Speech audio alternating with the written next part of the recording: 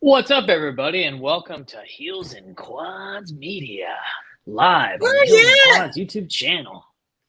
The ghost of Paul Stanley, or the ghost of the ghost the of Paul Stanley's voice, voice, the voice of Paul Stanley. Hall of Famer, the voice of Paul Stanley. Not to be confused with Paul Stanley because you would confuse the two. Well, you would confuse the two, and we don't have that kind of money for the legal drama. So, That's why it's a Kiss inspired shirt now available at mudamerch.com. yes, everything's Kiss inspired. Paul Stanley's voice is inspired. So, Mm-hmm. there you go. But yeah, we're back in the saddle for another episode. This is gonna be a fun little episode today. Yeah, we have a special guest co-host. We do. I'm Coco Tommy along with co-host. Levi. Yeah, of course. You can I think this. read. I think this is only. Well, maybe they can't. Oh God! Don't assume. Don't assume. But this, I think this is only like the fourth time we've had a guest co-host.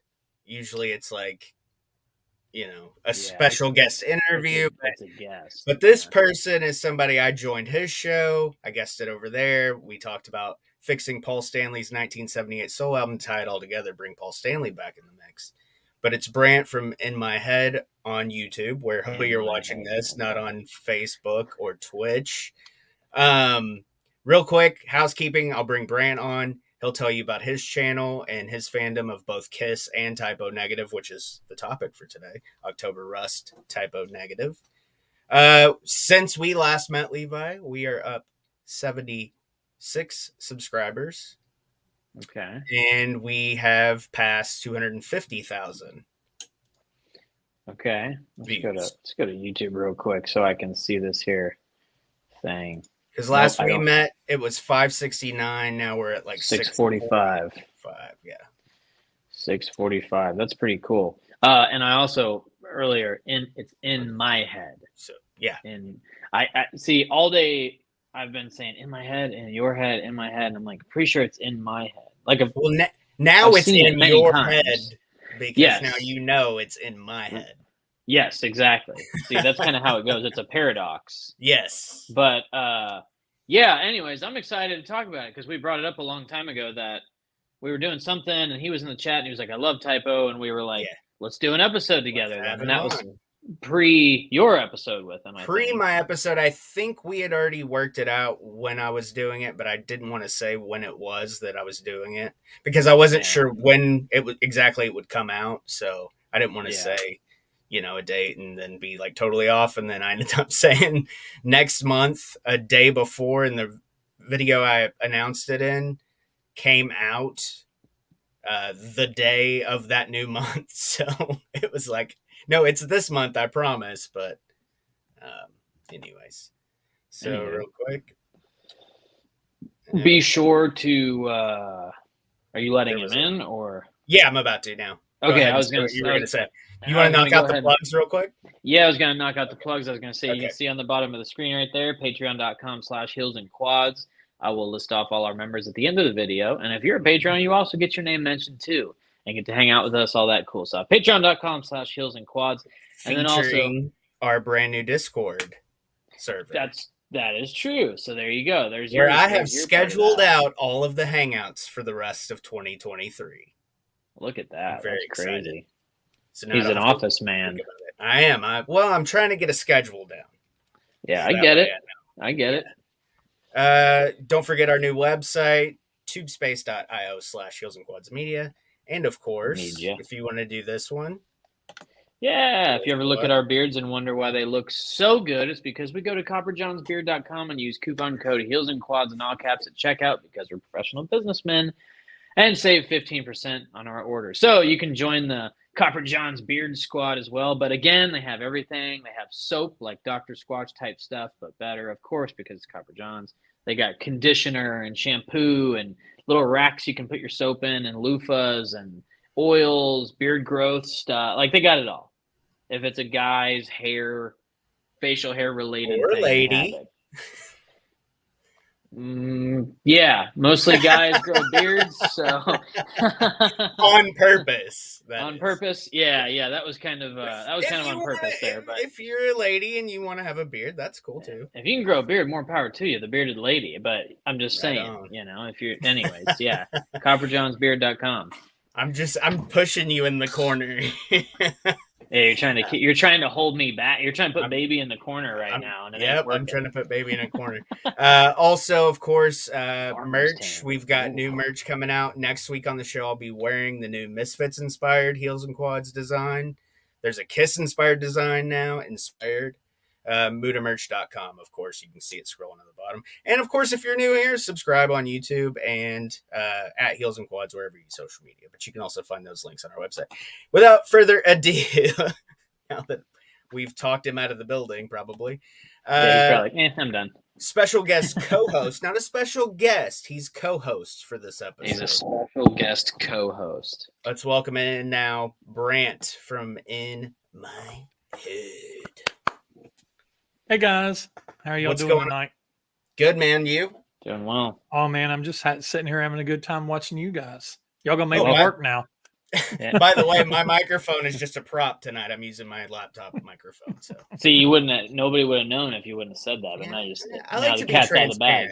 You peel back the curtain a little bit. Yeah, I got you. Breaking the fourth wall. Yeah, you can get more of that at patreon.com/heelsandquads. It is. Again, Tommy and you have done an episode over on your channel, In My Head, and then this is my first meeting with you, aside from you being in the chat sometimes. So It's a pleasure to meet you. Nice to meet you. Nice to meet you. And Tommy, good to be hanging out with you again. Absolutely, man. We've got another one in the pipeline coming up we talked about, and that was probably going to be next week. We'll have to get together and talk about that later on. Sure. But before we get started on Typo, let's hear a little bit about yourself and In My Head and what made you start the channel, all that. You know how this all works. You're a pro. I know how it works. Yeah. Get after it. Okay, so I started my channel. It was 5 years ago in February. And I just decided after listening to some YouTubers do Kiss album reviews, I thought, well, I can do that. So I always loved editing, and I kind of got into it just to start editing and stuff. Sorry, you gotta love live. He loves editing. There we go. Yeah. Anyway, so I started with Kiss albums, and then my son joined me, and there's a bunch of other things that I initially set out to do on my channel that Kiss just kind of consumed it. And which I'm thankful for. I've got a real good following. I've got almost 4,000 subscribers, and some of them have been with me since the beginning. And I've collabed with other channels that do Kiss content, and some of those guys, they're just really great guys. Rick from It's All For You Demon, Kiss Army Things, Xander, Kiss Army Things, Rob at Rock 20 Eyes, and all those guys. It's just a great community.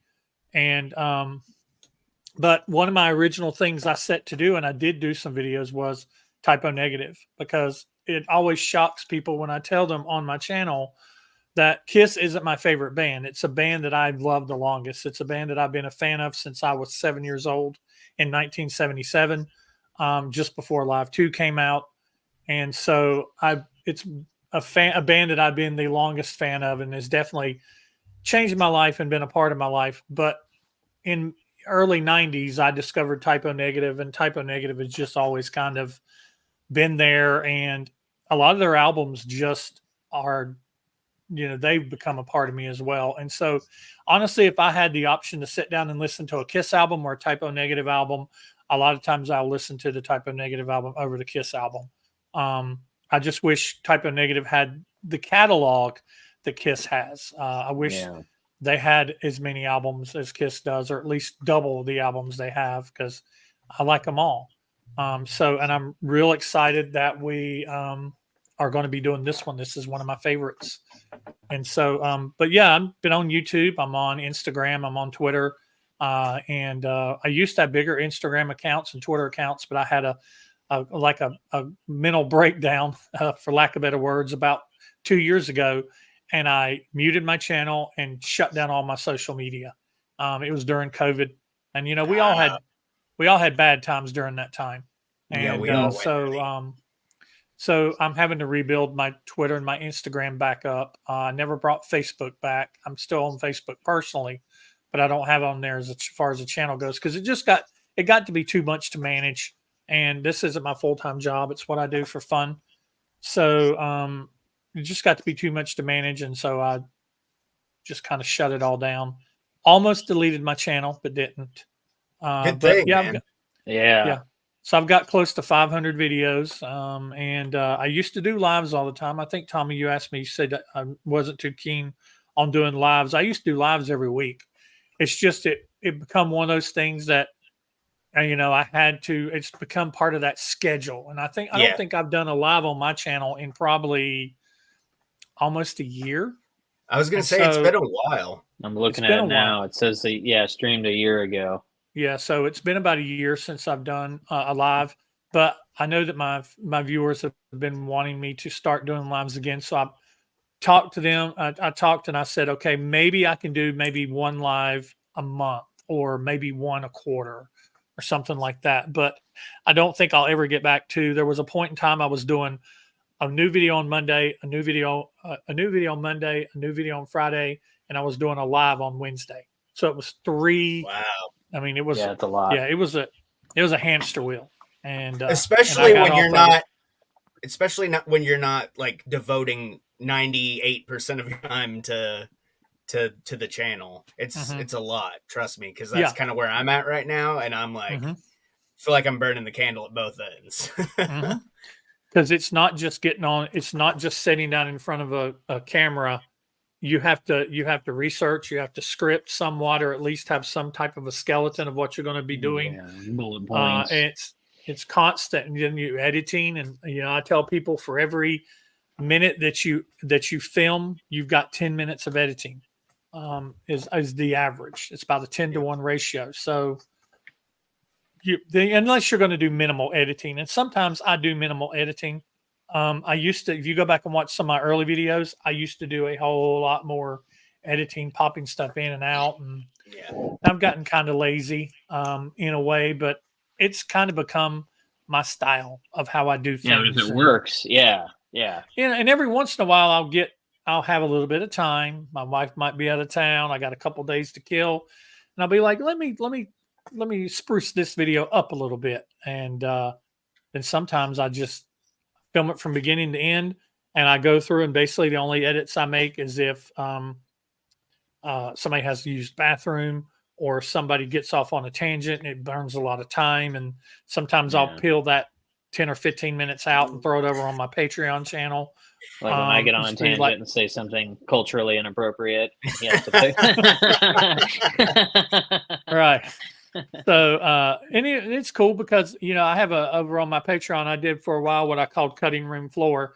And it was basically a video of everything that I cut out of the videos. Yeah. So they could go online and watch the YouTube, and then they could go and basically watch it uncut, kind of like a director's cut. But hey, you might have 5 minutes of dead space because somebody had to go take a poop.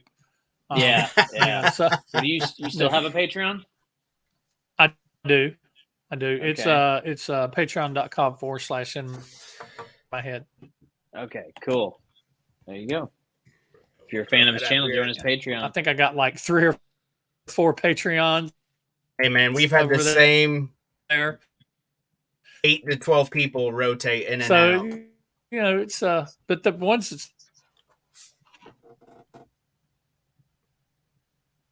Uh-oh. We got a little Cut out, we got Brant. a little choppy going. Uh-oh. You good? We're live, pal. Vamp. Yeah, it looks like he got froze up for a second there. But yeah, definitely as long as he's not talking, but like since he's not in here, go to Brant's Patreon if you're a fan of his channel at patreon.com/inmyhead, similar to ours.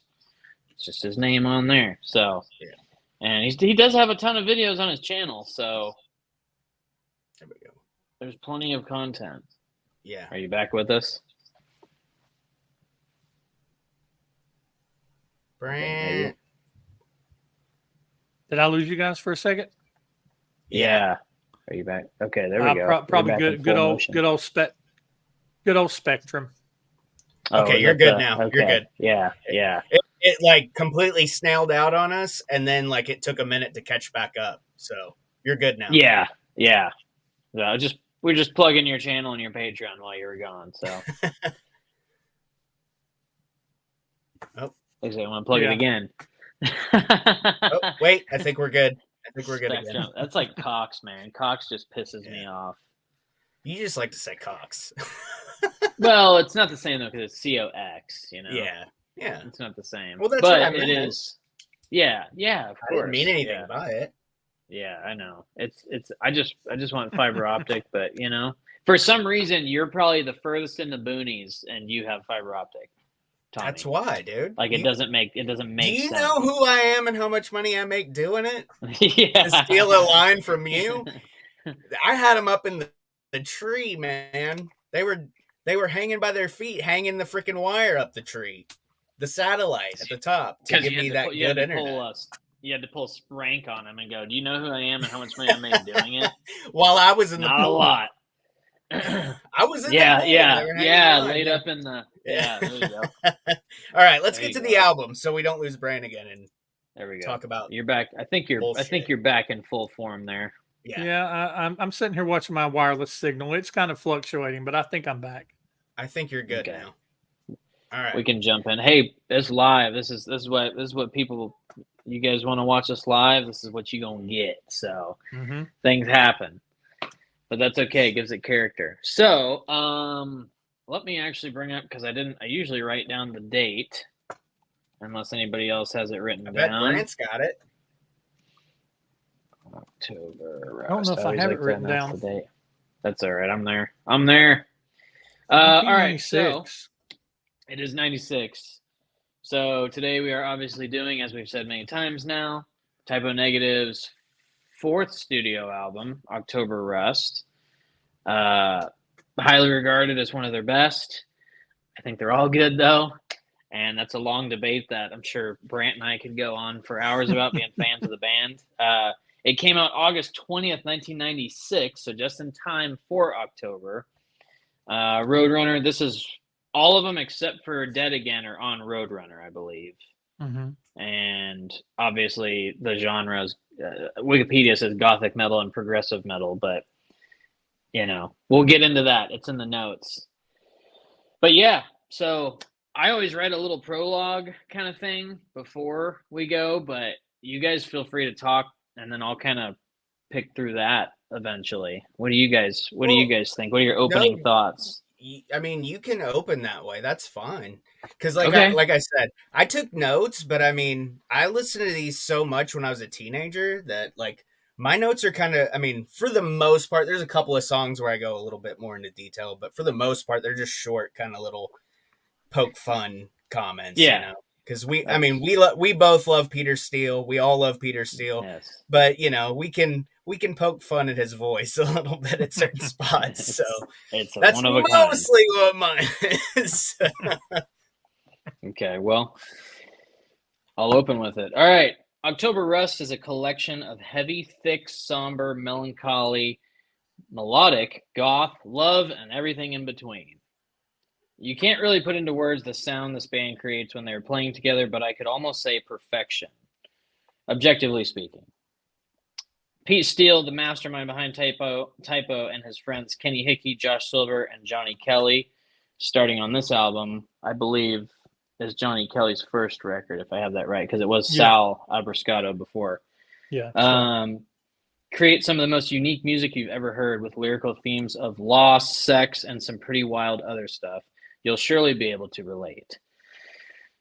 Kenny can rip on guitar, typically in a nice baritone B tuning, as well as sing some of my favorite lines throughout the discography. Without Josh's keys, many songs would be empty and have too much space, and of course be missing lots of the hooks.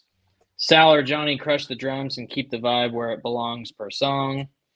Pete Steele is the man you think of right away with Typo, being the genius behind most of it. 6'8", gnarly on the bass and beautiful on the mic. This man's a hell of a storyteller and seemed like a genuinely hilarious guy from what I've heard and seen over the years. Mhm. Sit back, relax, and enjoy the journey as October Rust is a major highlight in this band's catalog. Can I say it's my favorite record? Probably, but their discography is pretty great as a whole. There we go. All right. Very good. Very good. Thank you. And from there, where would you guys like to begin? You want me to give an Wanna go in a opening little circle? thought? You want me to give an opening Yeah. thought about the album? Yeah, do yours. Let's see. This isn't the first album I ever heard by Typo. The very first I'd heard, Bloody Kisses, Slow, Deep, and Hard, Origin of the Feces, all prior to this. Bloody Kisses being the first album that I heard. And then I researched and found they had other songs. Went all the way back to Carnivore, the Pete's Carnivore, prior man. band to this. Yeah, I mean, Carnivore's really heard a lot in the first three albums. You can hear that influence, that punk Big time. influence.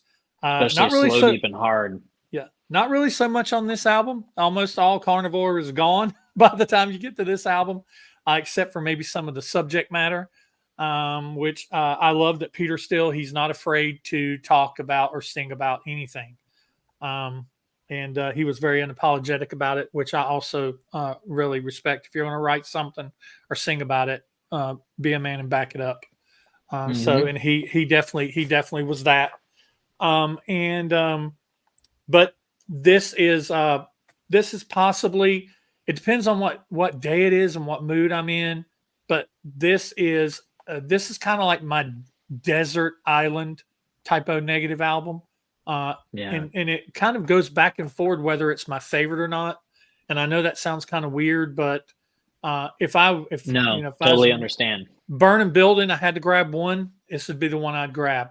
But if I have the option to listen to all five at any given time, I might go a day or two without listening to this album. That doesn't mean that I don't like it. It's just I'm just in a mood for something else. And their albums all have kind of their own little moods and feels, even though they have an overarching sound. They're all incredible musicians. They never got the credit they deserved. They did get, a fair amount of success, but they're still considered a very much underground band. To this day, you can't hardly throw a rock and hit a Typo Negative fan. Very few and far between these days. But the fans that are fans are rabid fans. They are fans. They're hardcore fans. They're Typo fans to the end. And I think the band would have rather had that than they'd rather have 500,000 rabid fans than 5 million fans that are just, they also listen to, Taylor Swift or whatever. Yeah. I had to throw that name in there. Totally. That'd be good for your That'll be good for your algorithm. There we go. In fairness, Taylor Swift isn't enough places right now. You know what I mean? So it's good to throw her a bone every now and then. Right. No, let's not put her over though. But it's good for the algorithm. We appreciate it, Brant.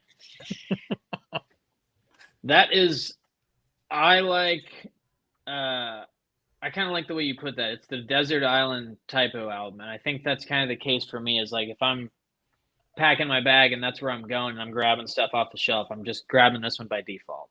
But if I got the time, I'm like, well, World Coming Down has these songs, and Life Is Killing Me is like has these songs. Yeah, and it's Dead like, Again has anesthesia. Dead Again has anesthesia. Yeah. And then, it's like a greatest hits volume 1 or volume 2. It's like it's its own thing, but it's so good that you can classify it as a compilation as well. I think that October Rust is the best. It's the album that if I was introducing Typo Negative to somebody, absolutely, this is the album I would play for them. Because I think it encompasses them. It's the best snapshot of the best that they ever were. I'm not saying that they weren't good at points and times after this, but it's the best snapshot of the band. It's them in their full form.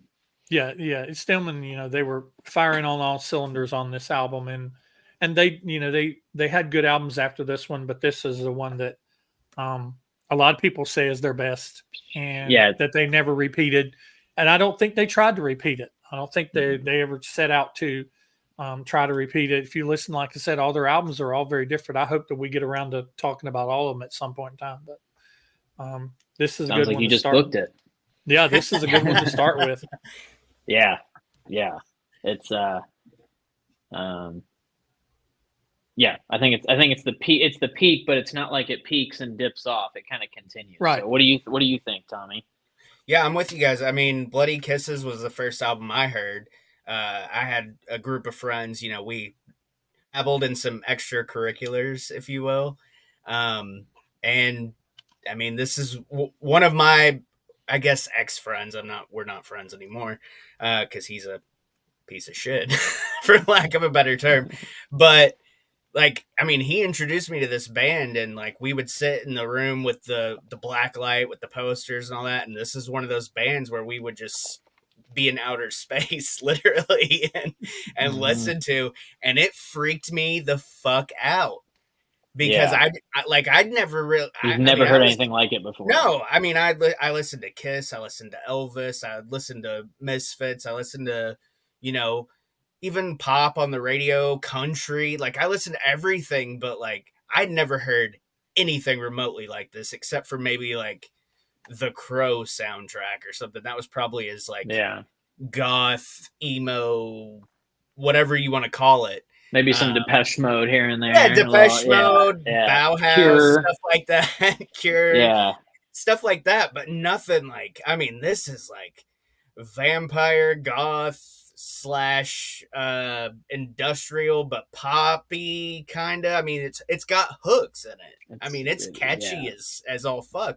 Like you guys said, this would be the album that you would show people, because I think it not only is it like the peak, but it's like it shows what this band is and what they're capable of in one album.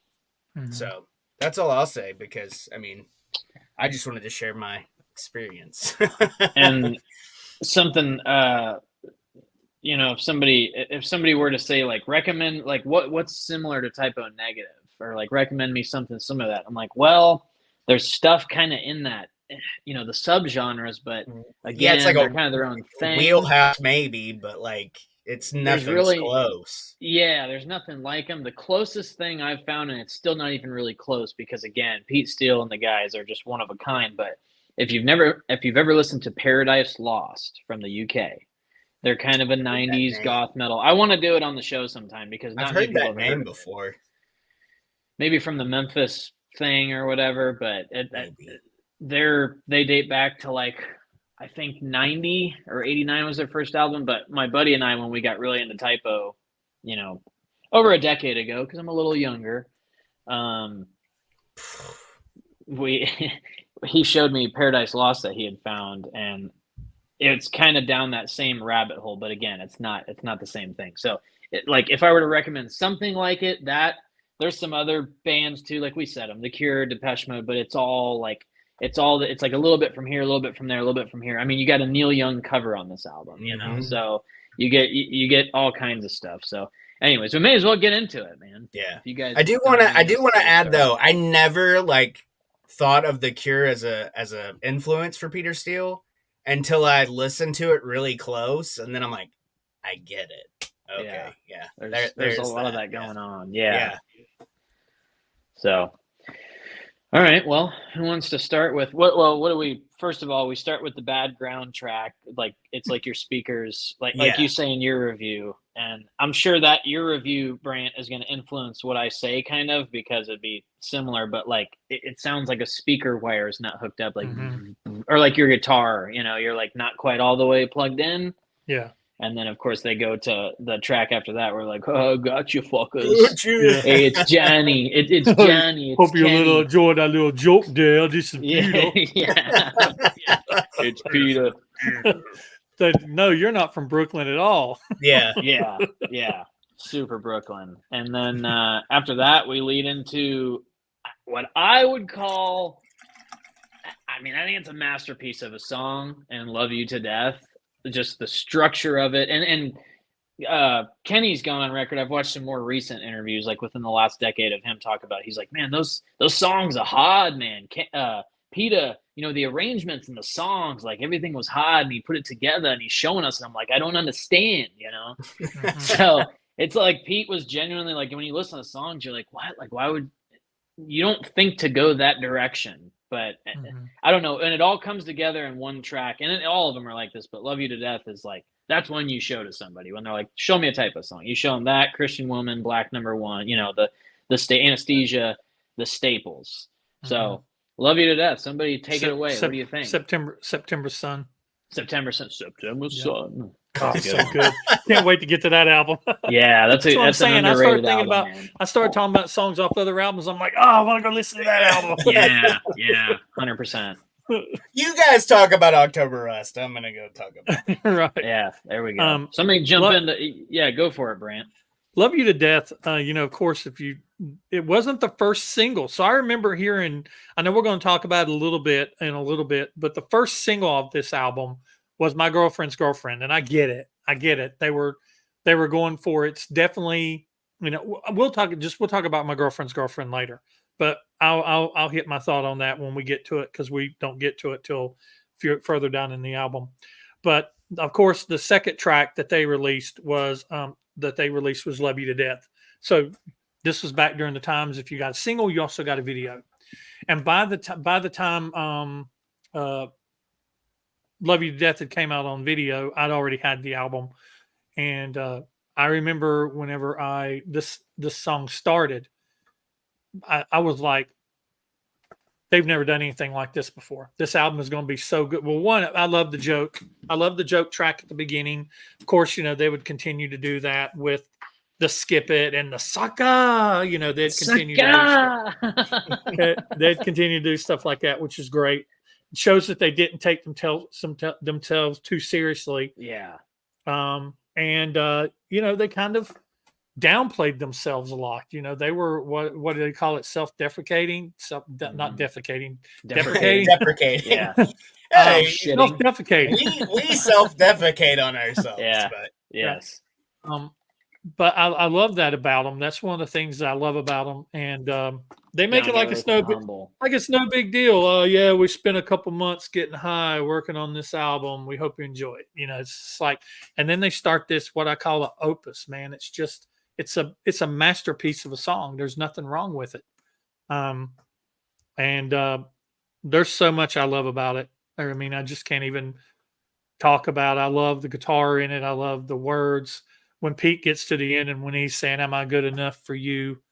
It's just awesome. The guitar and how Pete distorts his bass and it sounds like a guitar. And then Johnny's just Kenny's overdriven guitar, and then just Josh with all the ambiance and everything in the background, and the way the drums sound on this album. It's just amazing. It sets the mood for the whole album and gives you kind of like a snapshot of, okay, this is kind of the direction we're going. This is the sound we're going with. This is the type of music that we're going to be covering this time around. And there was something on it that I don't know if you heard it. I noticed it today. We were talking off camera before we got started. This is the one when it starts. I never noticed it until I listened to it in earbuds. You hear this clicking, and it's I had a feeling that's what you were going to say. It's like 16th notes, because I'm sitting here going, it's not just random clicking, me being a drummer, it's clicking in time. Yeah. Because it's clicking in time. That's my wife came in. I was waving like, hey. Yeah, it's clicking in time. So I was just like, they do a lot of that. And then they do things that you don't really notice that you have to listen for. Like the snare almost has a tambourine laid in on it. So every time he hits the snare, you also hear a tambourine hit. And so that's things that you just don't really notice until you're just kind of like really tuning your ear in really good. And like, wait a minute, that's not just a snare. That's a snare and a tambourine. And then I noticed, well, they do that through the whole album, and on and off, they do it through the whole album. So it's just one of the things that gives the drums on this album that sound. But yeah, it's cool that you noticed that, because I was like, kind of thought it was there. Yeah. But I noticed today that it was there. And I was like, wonder what the purpose was for that. But it's just typo negatives sometimes just do stuff in songs like call, crows and stuff. Yeah. Well, and So as a drummer, sometimes those imperfections give the songs character, where like, a lot like music now, a lot of it, and I'm guilty of this too. When I sit down and write music, I I'll play my riff and go, okay, that's like 140. Let me just put it at 140, and I'll play to a click. But there's a lot of that, like you want to play, when you're just jamming out, you're keeping time. And sometimes you get off a 16th note or a little beat, and then the guitarist gets off, and it just gives it that character. But that click involved in there is just one of those little nuances. It's just, and I know I heard it a long time ago, and I thought something was wrong with my speaker. But when you said that you had noticed something, I'm like, I wonder if it's something I haven't heard, or if it's that click, because I've always wondered if people notice that, or if it's just me thinking my speaker is wigging out or something. Because you don't notice it when the music's loud, of course. But right. Yeah. Anyways, but yeah, I mean, the group, you say like in that first track, they say we shit this out in a couple months or whatever, and I'm like, a lot of people couldn't make this album in a lifetime. Yeah. It's just the heart and soul in it, and like Pete wrote all those lyrics and the music with this, like, the dude's he had a life that was just like tragic and but happy, and like he was just a dark humor guy, and a dark kind of guy, but also funny. But anyways, yeah, Love You to Death, kind of what you said, man. It's just a masterpiece of a track. There's so many layers, there's so much going on. That iconic piano. And it's one where Pete's bass really drives most of the songs. Like, there's a lot of songs where Kenny's almost the bass player, just kind of playing along with him, because Pete's bass is the main instrument almost sometimes. And that's what I like about their music. And it's like Primus too, like when the bass is played like an instrument, or like Tool, or I mean, I can think of 100 bands like that, but you're not just taking it for a walk.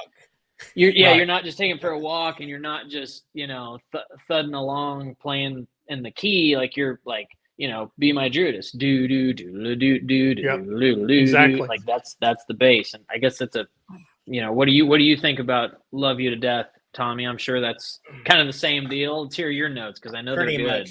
Much. Picking up on Peter's The Cure influence here. Like Brant said, an opus. Every Cure album, the opening song is like this big, brooding, melancholy. It's just everything's brought together and mixed so well. And Typo, I will say this: the production on their records is fucking amazing, dude. Like Brent said, I mean, they're technically an underground band, but most underground bands don't have this kind of production value. No. It says Pete and Josh produced it. Yeah. I think a lot of their sound and the way their albums sound, and I don't know this for a fact, but I'd have a feeling that a lot of it comes back to Josh.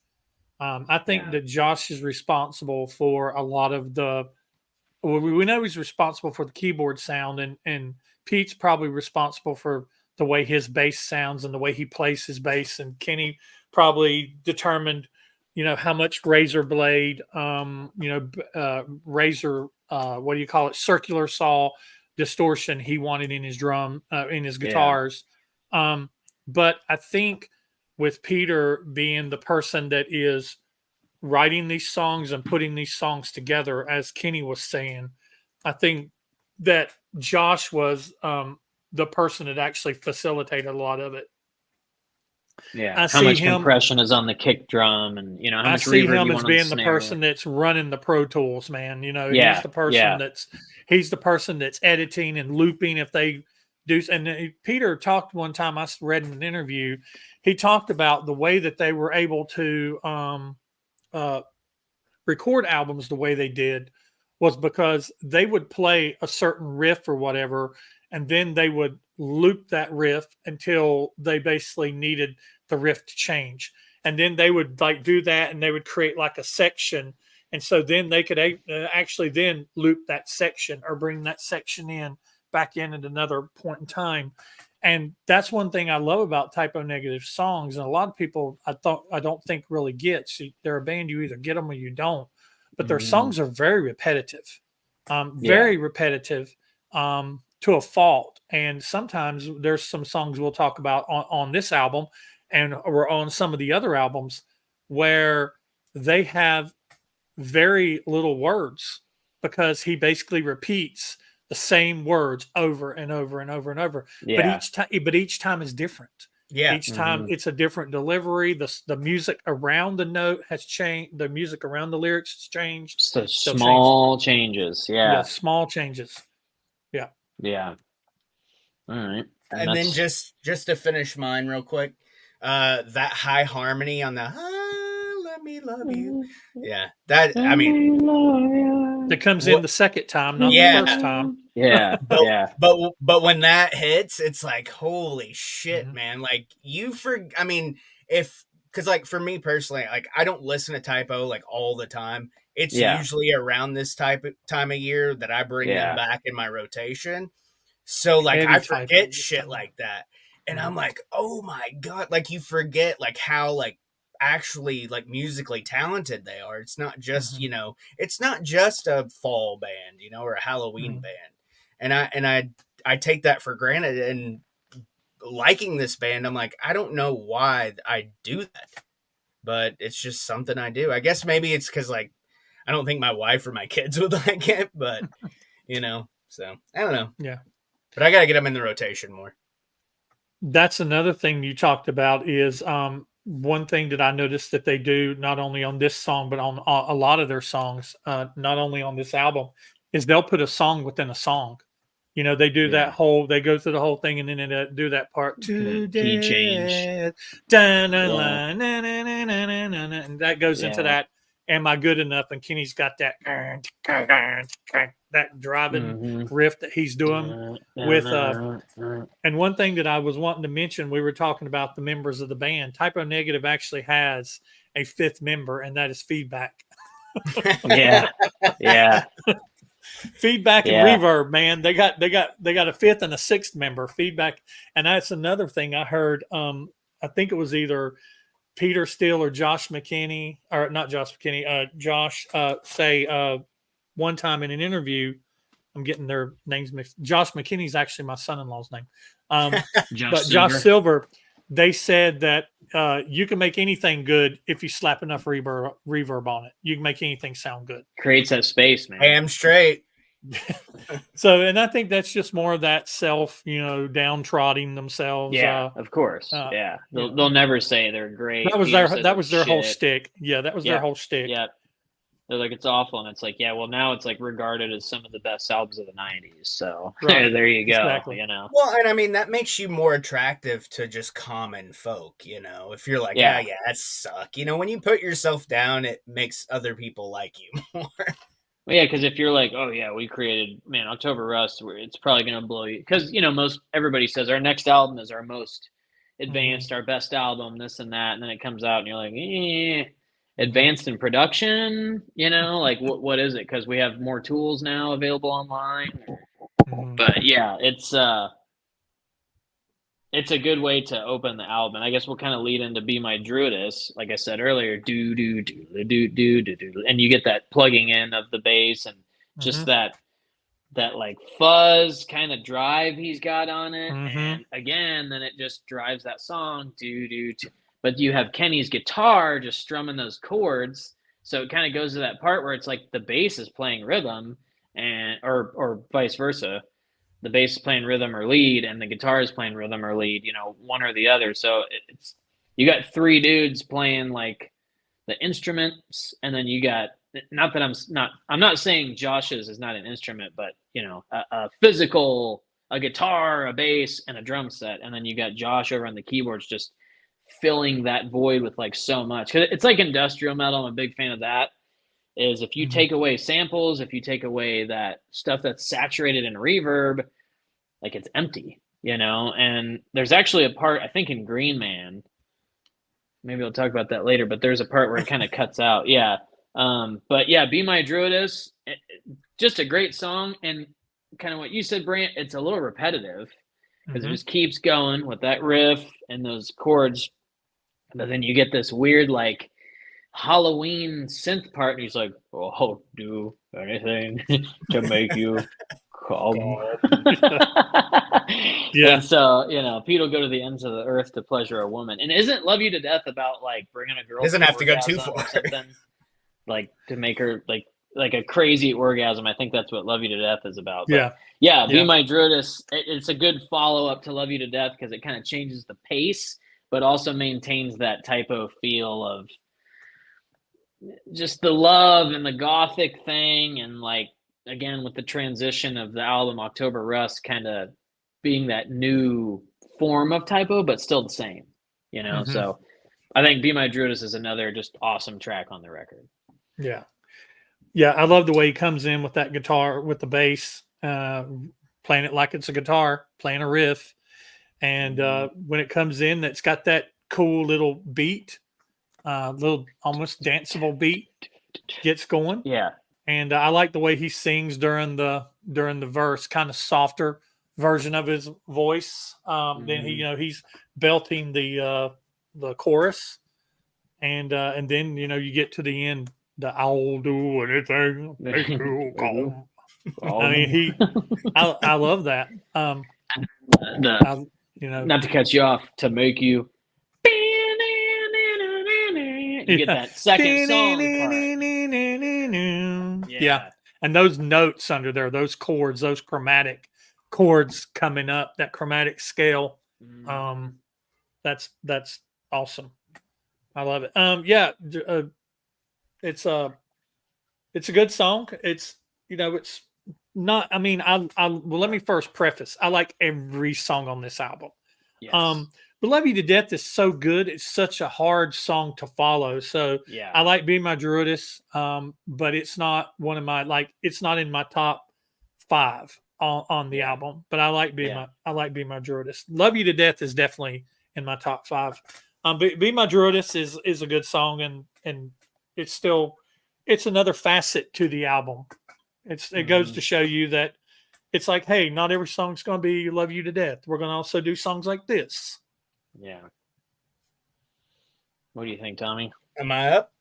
I've got the open would confuse you to believe you're listening to Red Hot Chili Peppers because that funky bass, the plug-in. Flea also plays his bass like an instrument, which that's another band instrument. Like that. But like you said, it's got like and you said industrial on this song. It's got a funky industrial vibe, gothy.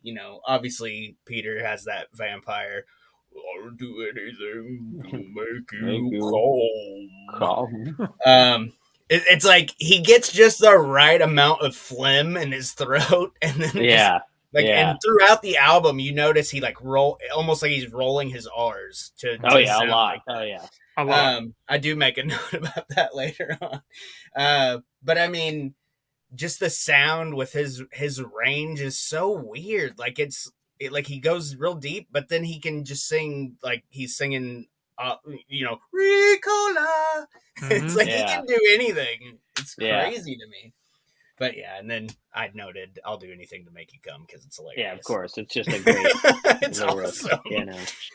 Like if Kiss had came out in the 90s and this was like the thing to do, that would have been a Gene line for sure. Oh, for sure. And he would put his tongue out. Oh yeah. and then trademark it. Right, then trademark it.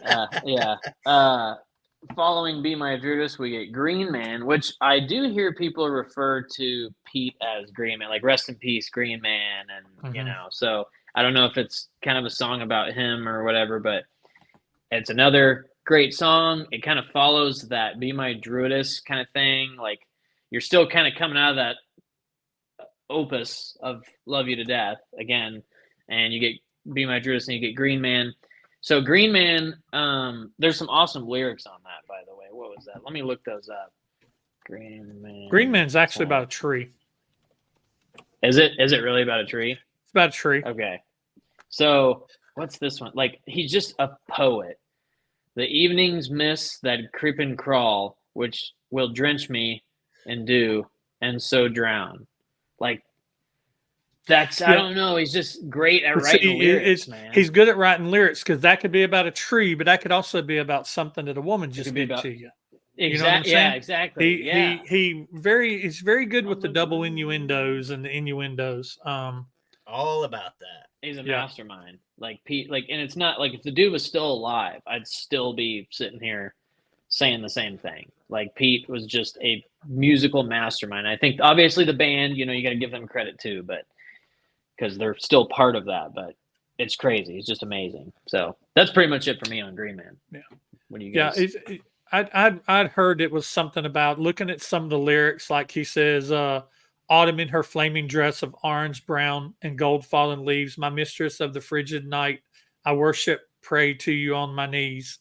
And then he says, "Winter's breath of filthy snow, befrosted paths of the unknown, have my lips turned purple. Life is coming to an end. So says me, my weakened friend, nature coming full circle. I'm the Green Man." So it's almost like it could be the life cycle of a tree, the yearly cycle of a tree, Yeah. or a plant that is born, it comes and blossoms and then dies. But I And thought dies in he the said that it winter. was about something nature wise. I mean, some of his songs, it's like really crazy about what some of his songs is about. There's one song on here when I heard one time what it was actually really about, I was like, no way, that ain't what that's Oh about. yeah, there's a couple of those. Yeah, yeah. But yeah, so Green Man is another one of those songs that I really like. A guy that I work with that I introduced Typo Negative to this using this album. Green Man is his favorite song on the album. He loves Green Man. Okay. Green Man is kind of like it's right there in the vibe of Be My Druidess with me. It's once again, it's got an entirely different feel, entirely different tempo. It's still this big, huge sounding song. Starts off a little slower, and I think the only reason I've always thought that hearing that this was about a tree is if you listen kind of at the very beginning, you hear somebody sounding like they're starting up some kind of saw at the very beginning of it. They're kind of messing around with mechanics of it. It almost sounds like a circular saw, not quite like a chainsaw. And so I think a lot of times they kind of use sounds to kind of help you along with what tell the story. The story. They definitely do that a lot. And that's a lot of Josh that does that. So, but yeah, Green Man is good. Not my top 5, but it's good. Yeah. Yeah, I agree with that. It's like I remembered the song, but like I didn't remember the opening. So my notes were short enough that I could memorize this one without having to look to the side.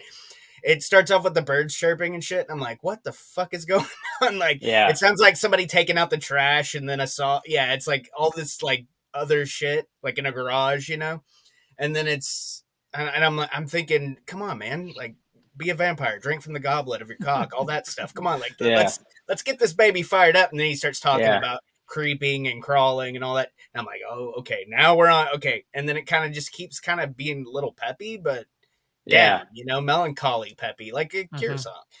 And then I said I noted that it reminded me of Black Hole Sun, Soundgarden. Yeah. This song. Yeah. It's not as obviously going for an alternative grungy sound like Soundgarden. Yeah. But it's just got maybe it's because it's about a tree and that's about the sun. I get it. I don't know, man, but it gave me that vibe. A lot of my notes are I get a vibe because of this song. It reminds me of this. Yeah. Also, the part of it that I really like too is the that's a good. And the part where it sounds like it's got the military in it. Yeah. Where they're like, like a military kind of drumming sound and almost like a marching type tempo. Yeah. Like it's one of those little things that's a song with the song within a song where it kind of changes for a little bit and then kind of goes into that little solo that's kind of more of a keyboard than a guitar. That part there. And more of those high vocals that he does. It's really good. Showing off that good range. Yeah, he's got a crazy range. There's a video out there about his that goes through all his ranges, like the lowest he can go and the highest he can go. Yeah. It's his range is nuts. It's that natural baritone voice. Mm-hmm. Then we get Redwater Christmas Morning, like mourning the death of somebody, With which a U. is it is with the U, and it is in fact about. I believe it's about, from what I saw, it's about his father passing away on Christmas, and the holidays just kind of sucking because of that. But it's also, you could interpret that anyway of like, it's a song about your family not being there Christmas morning. Christmas sucks. Mhm. The stockings are still, like he says in the song, stockings are hung, but who cares? Yeah. It's one I listen to on Christmas because it's Redwater Christmas Morning. It's a Christmas song. It's Typo's not Halloween song, but Christmas song. Love the keyboard parts. I mean, just another great track. But again, it's this. You can almost lump these three songs together because you're spacing out the singles now. You got Druidus, Green Man, and Redwater, and then we get to another single. But Redwater, that weird start to it. Dun, dun, it's got this dark vibe to it. You can tell it's going to be a darker song when you listen. Some of it's like French horns or something. Yeah, French yeah. And then This is the lyrical most content. grandiose sounding. This song sounds like it was recorded in a freaking cathedral. It just, the sound on this song is probably the biggest, biggest sound. It's like they pump the reverb up on every instrument, the drums, and it's got that long at the beginning, that long slide down the guitar real slow. It's the song just sounds so huge. That I mean, it's great. At first, I thought it was played like, it sounds like it was recorded in a church, like the organ, like it sounds like that. But they've just added so much to it that. Yeah, it's massive. It's got that, like when you pick reverb on Pro Tools or Logic or whatever, and you can pick cathedral or concert hall, like that's what this is. Yeah. Mm-hmm. So yeah, overall good song. Again, I won't complain about any song on the album. So like, there's going to be a lot of that good song thing going on, but it's become one of my staples of like when I'm listening to the album, I'm like, I gotta listen to Redwater. Redwater. Yeah.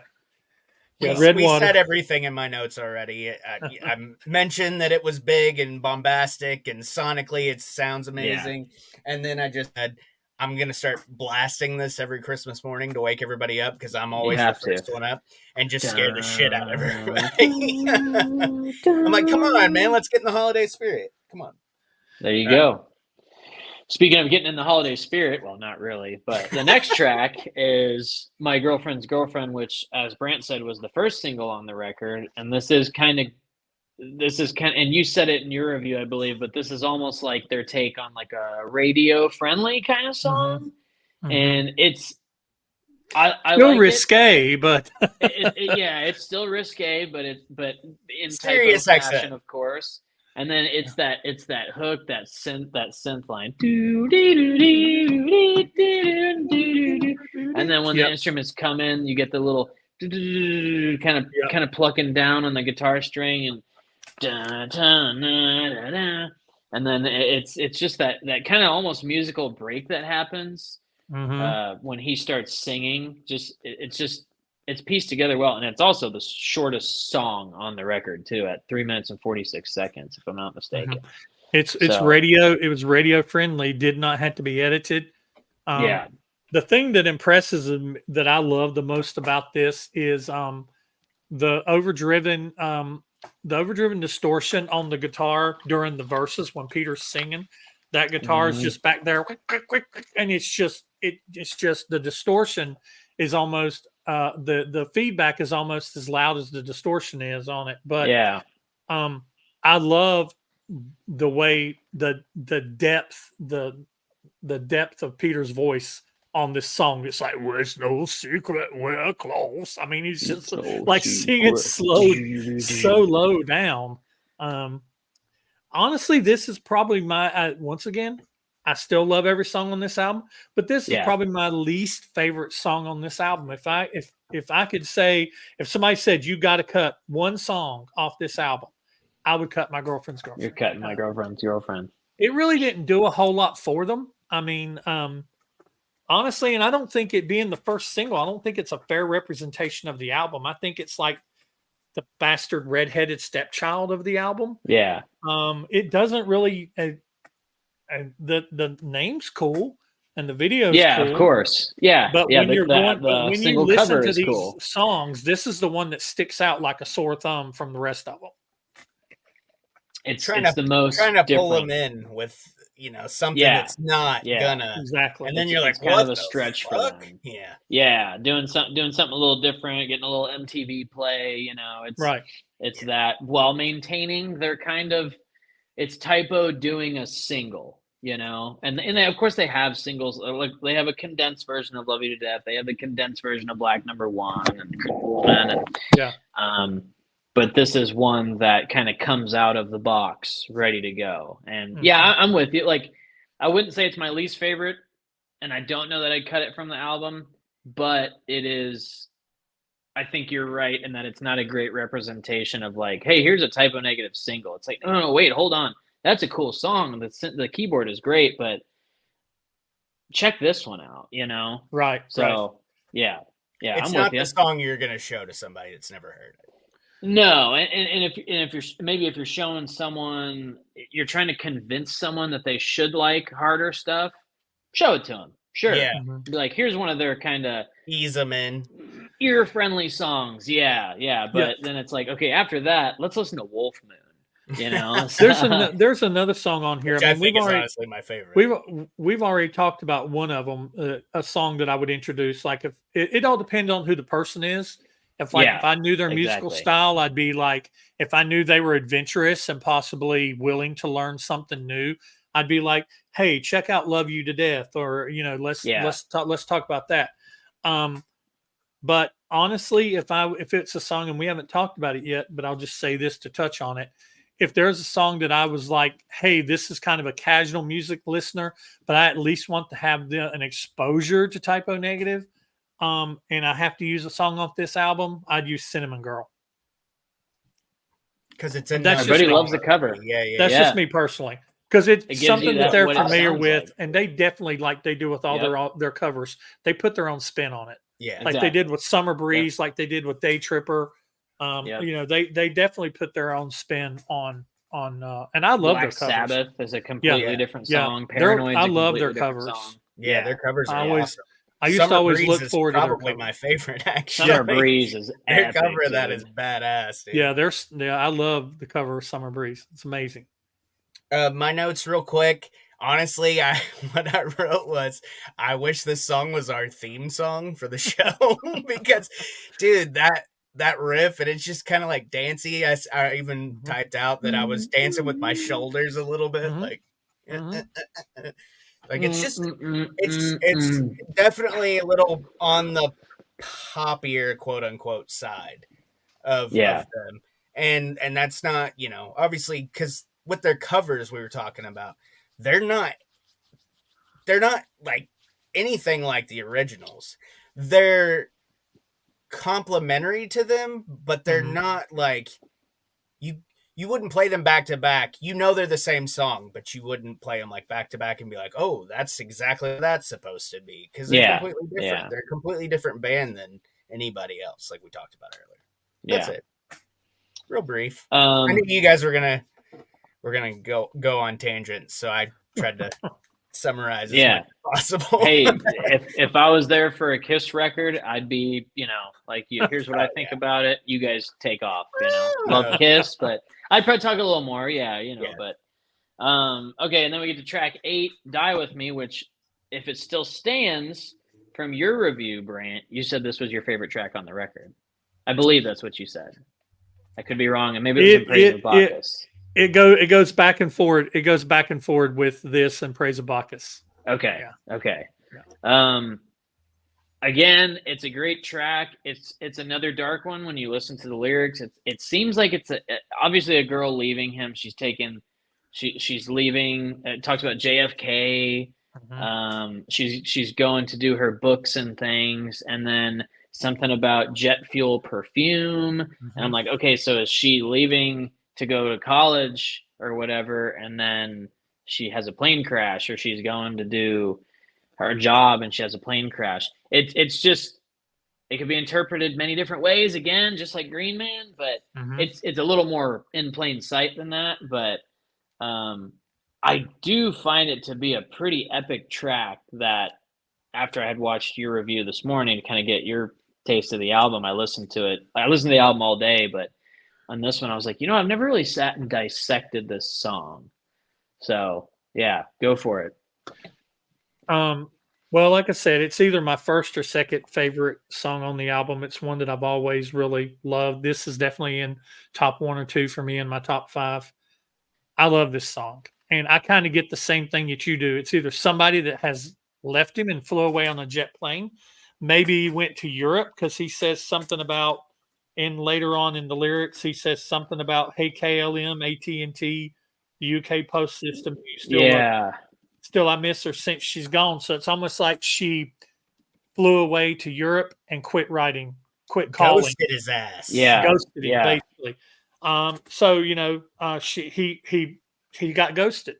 And it was somebody that he, really loved. And probably if this is not my favorite song on the album, my favorite moment on this album, I always talk about how I have a favorite moment on an album.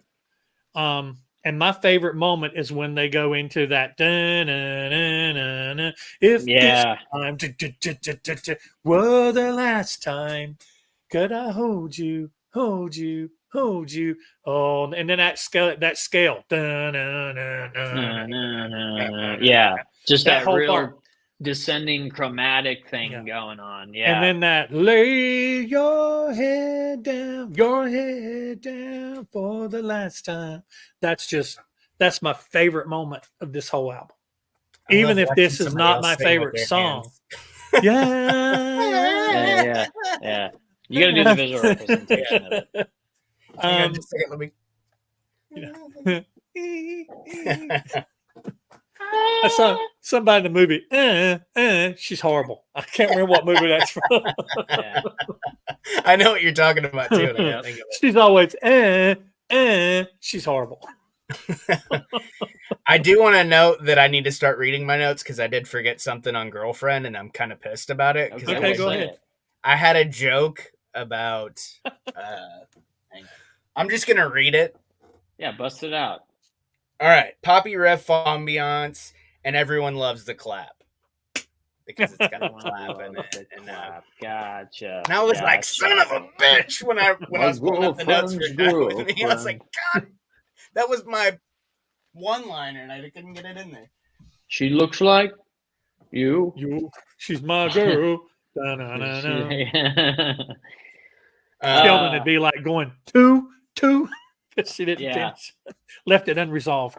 Yeah, but with Die With Me, I have the plane flyover is creepy as fuck when you're listening with earbuds, because it's like, and it feels like it's going through your brain. It's nuts. It's in that stereo sound. Just and I got here's my vibey for this track.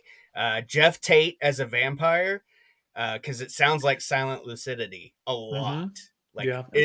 I think Peter Steele listened to that song like on a loop before he wrote this song, because it was crazy to me. I was like, wait, I know this song like better than I know this song, because now ever since we started doing these music reviews, I've found just like we were talking about earlier, the little fucking things in songs. We're like picking shit apart, but somehow whenever we do this, it's like, oh yeah, I really like the guitar on this song.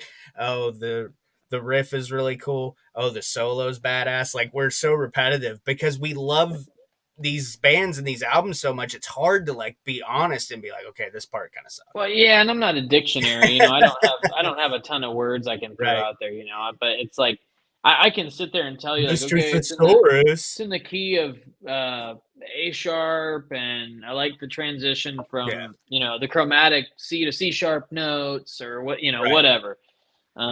But yeah, like I like at least giving some musical notations in there, because this is really like, it is complex shit sometimes when you break it down. Like some of their 10-minute songs, you're like, I mean, that's a key change that like he knew it worked, or sometimes it's like, well, that kind of doesn't work, but it does because Yeah. it's them.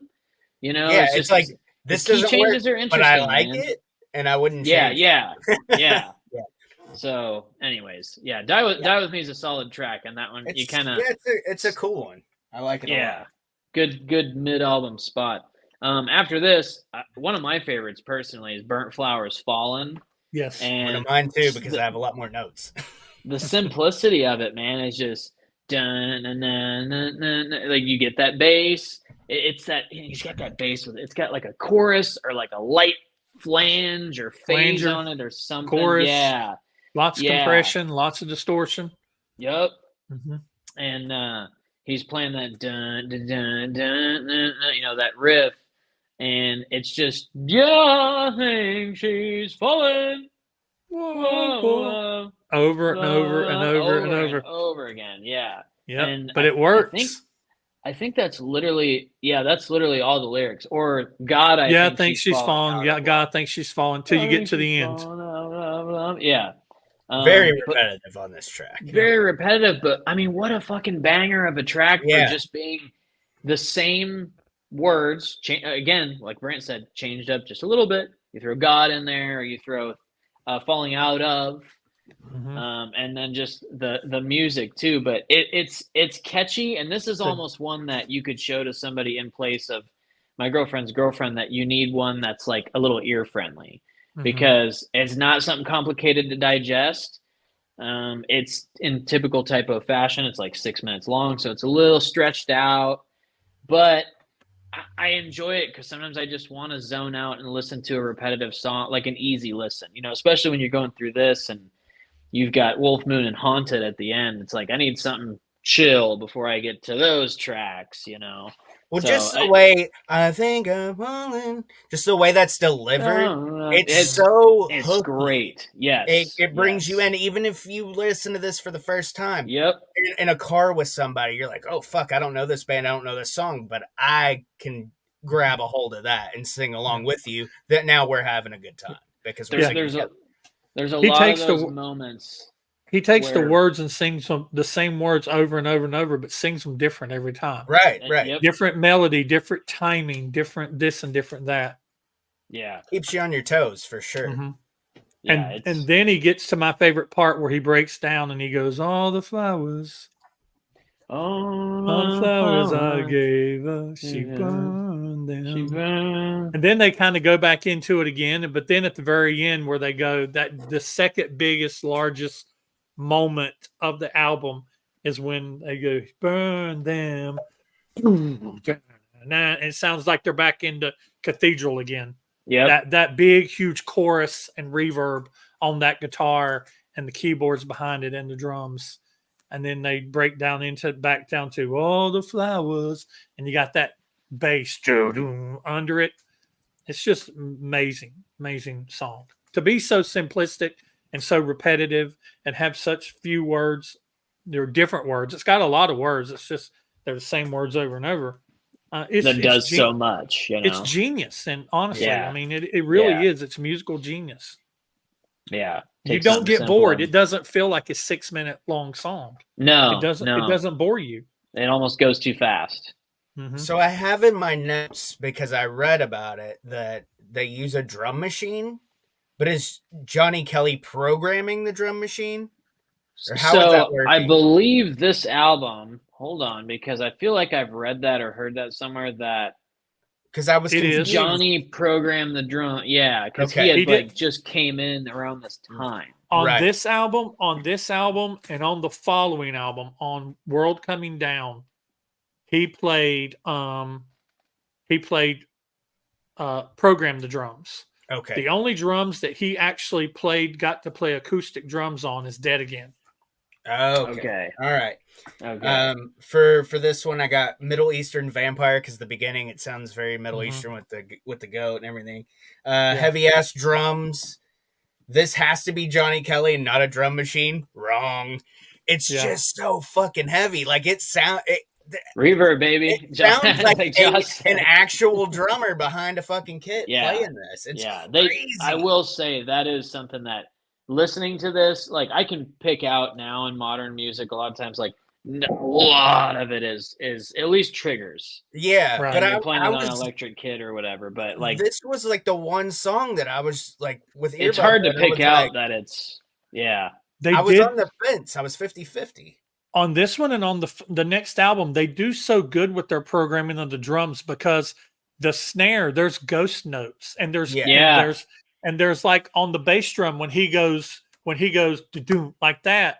It's not two times that the bass sounds the same. Like do do. It's not It's 100 velocity, 100 the velocity. first one is quieter, so 82 it's and like 110.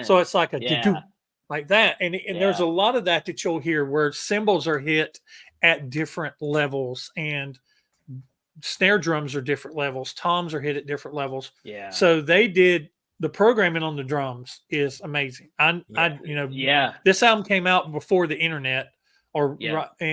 or it was during the internet, but information wasn't readily available Right. like it is now. And I didn't know for years that this album or World Coming Down had programmed drums. I thought they were real drums. This is also a song where I know extracurriculars, so that's what I was doing. Remembering listening to this song. Well, hey, Burnt Flowers. As a teenager, yeah. That's how I know it's a good song, because I remembered it even through that.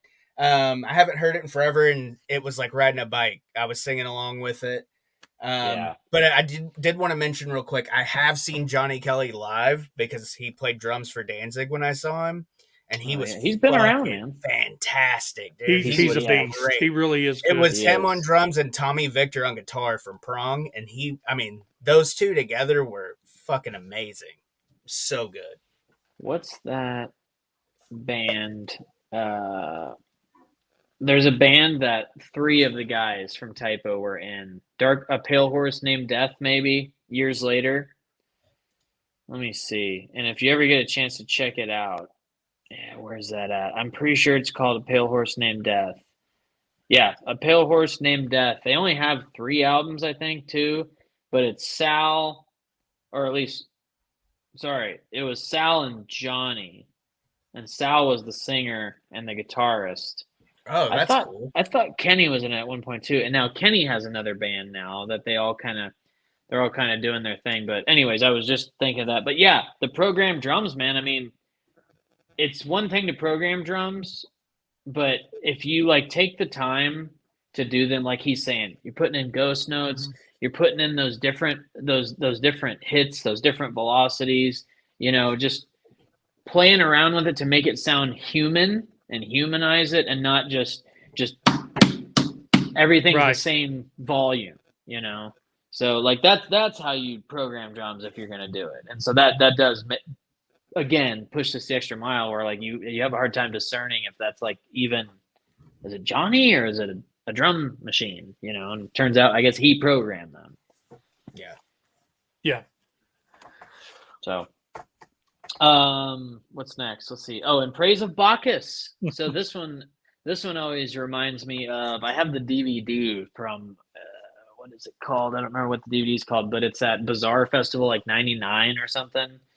And I believe they open with In Praise of Bacchus. And that was actually my introduction to this. Even though I'd heard it on the album, I just didn't really think of it being here for some reason, if that makes any sense. And I heard it and I was like, oh, this is like a whole song I haven't heard. And then I'm like, oh shit, it's on October Rust. I have heard it. I just didn't notice it. But the way he says, hey Bacchus, oh. Like that little thing he follows it with. What's my notes? A god. Oh, it's a god associated with wine. And I looked that up after I'd heard you say it in your review. I didn't know that. And it's a long jam, but a good one. I mean, that's about as far as I get with it. But I've seen it on the live videos, heard it on the album. It's definitely in that.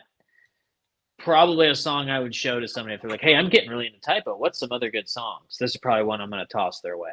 Yeah. So, yeah, I definitely throw Bacchus their way. This is like the ultimate breakup song, man. It's like, he's just kind of reminiscing where they used to walk, he says, the street lamps like the old wet red Red Hook Road. That's kind of Red like Hook Road, yeah. around the Brooklyn Bridge. And then he says, the lonely blue girl guards the riverbed. She shakes her brown torch to tide. That's talking about the Statue of Liberty. And then she says, your mom was wearing herself inside. I'll stop the train to say hello. A used boyfriend's just bought her this new car. I said, I know. It's basically he saw the woman that he broke up with, saw the mom, and talked about how, somebody just bought her a new car. So it's like the breakup song. It's like it is. But the best part about this is you get down to the end of it, it says she said burn together. And it gets to that part where he says, now I don't believe she'll never leave again. I can't forget the words she said way back when. And then they go into that Latin, which I don't even know. Yeah. I've always wanted to know what the translation of that Latin is that he says there.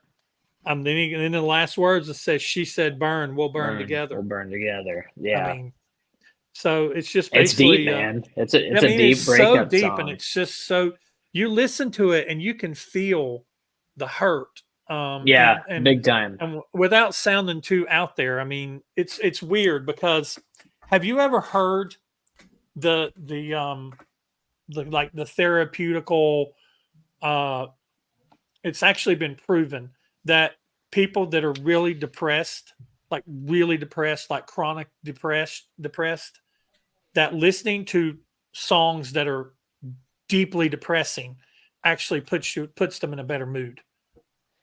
Faster than a happy song does. Happy songs actually have a tendency to have the reverse effect. Because they bring you down. It's like, I'm not happy. I'm depressed, right. Yeah. I want a song that makes me feel the way I feel right now. Yeah. Right. And hearing a song that somebody else has wrote, that you see somebody else has experienced some of the pain that you've experienced, and you find a connection in that, some camaraderie in that, it can help pull you out of some really deep, dark places. And I think he was in a really deep, dark place, when he wrote some of these songs. I don't think some of these songs are just songs to Pete. I think a lot of Pete's songs were a part of him.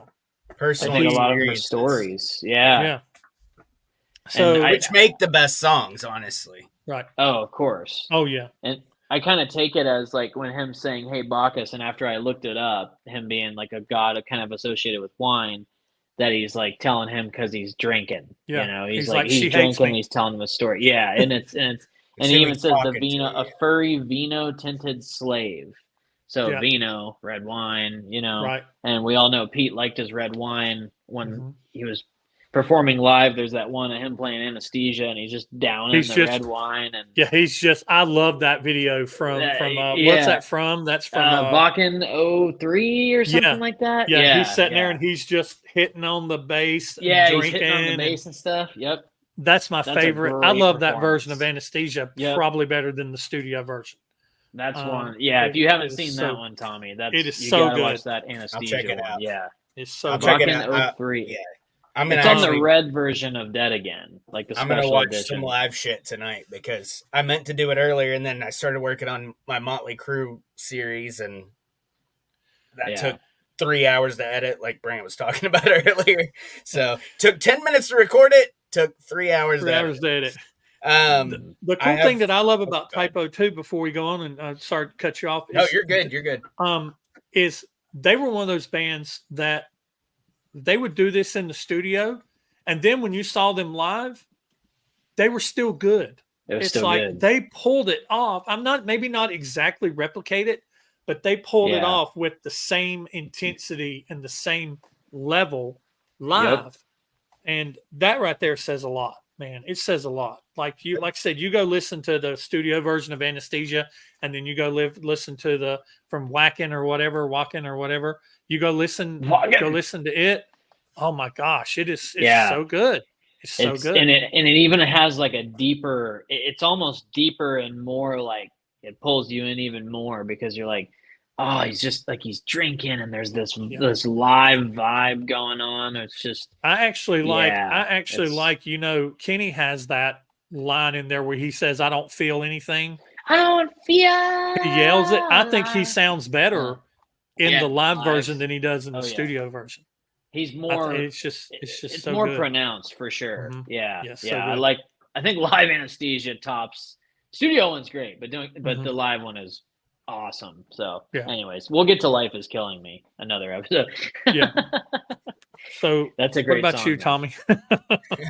Mine's quick, I promise. Most of it's a personal experience that actually happened during this song. Brooding, slow paced into intro into the music kicks in, and of course it's heavy. Brooding, but still heavy. One of the songs you would hear throwing up at a party after swaying back and forth and still headbanging because it's that Okay. brooding. Not praising Bacchus. No. Well, I'm praising Queen, the porcelain queen. Yeah. Yeah. But just wanting the spins to stop, I know from personal experience. I remember like listening to this song today, like the fourth time this week already. It came back to me. It was like a flashback I had. And I was like, oh my God, I just remember like hovering over it, just like, make it stop. Like the song's great, Yeah. don't get me wrong, but when you have like a personal connection to a song like that, Yep. you have to tell Mhm. somebody about it. You know, it's And a, I you just know, it's a remember good it one. just like, oh my God, make it stop. Like I felt like And he's like, hey, my asshole was coming up. It was so bad, but it was fun. I was probably drunk on wine too, to be honest with That's you. good. You Yeah. were praising Bacchus, but then the praise ended. Right. It After is a great this, song, though. yeah, oh yeah, it's one of it's a greatest hits typo song for sure. Cinnamon Girl, Neil Young cover. I listened to the I always have to listen to the original if I'm going to compare it, but like it's definitely a totally it's again it's that typo doing their take on it because it keeps that main do do do do do do do do do do do like you get that and then you Almost get the sounds like a Kiss delivery of the song. lyrics. Yeah, but it's still it's just got that baritone sound to it, man, where it's like the bass and the guitar are just creating this wall, and of course the drums, but programmed, you know, but sounding great, and then the keys, yeah. So it's a cover, you know. You can't praise them for writing it, but I think it was a great choice to put on the record of a cover. Like, and I remember when me and Mariah first got together, and I was getting really into typo. I'd be like, "Are you going to be my cinnamon girl?" She's like, "What does that even mean?" I was like, "Will you be my cinnamon girl?" What do you want me to make you, honey buns, or what? I mean, what are we talking about here? Yeah, exactly. Yeah. She was like, "What the hell?" But That's anyways, it. I'm canceling the show. It was great knowing you, Levi. Yeah, it's a good one. I love it. I didn't know you were that cheesy. Anyways. Oh yeah.